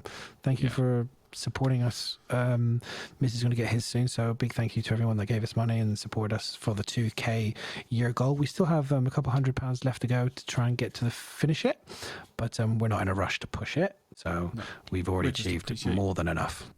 Yeah. So I'll just reiterate what you said. We really appreciate it. We hope that it will bring better audio and quality and content to you guys. So thanks very much for that. Yeah. It's down to you guys for that. So thank you so much. Very much so. Thank you. Miss will get his eventually in 5 days. After everybody else, it seems. This is pretty awesome. So that's it, guys. Take care, guys, and we shall see you. I'll probably be doing a bit of painting tomorrow as well, actually. So I'll see you then. But otherwise, if you're here for just the podcast, we'll see you next Monday. Good night. See you next Monday, guys. Take care.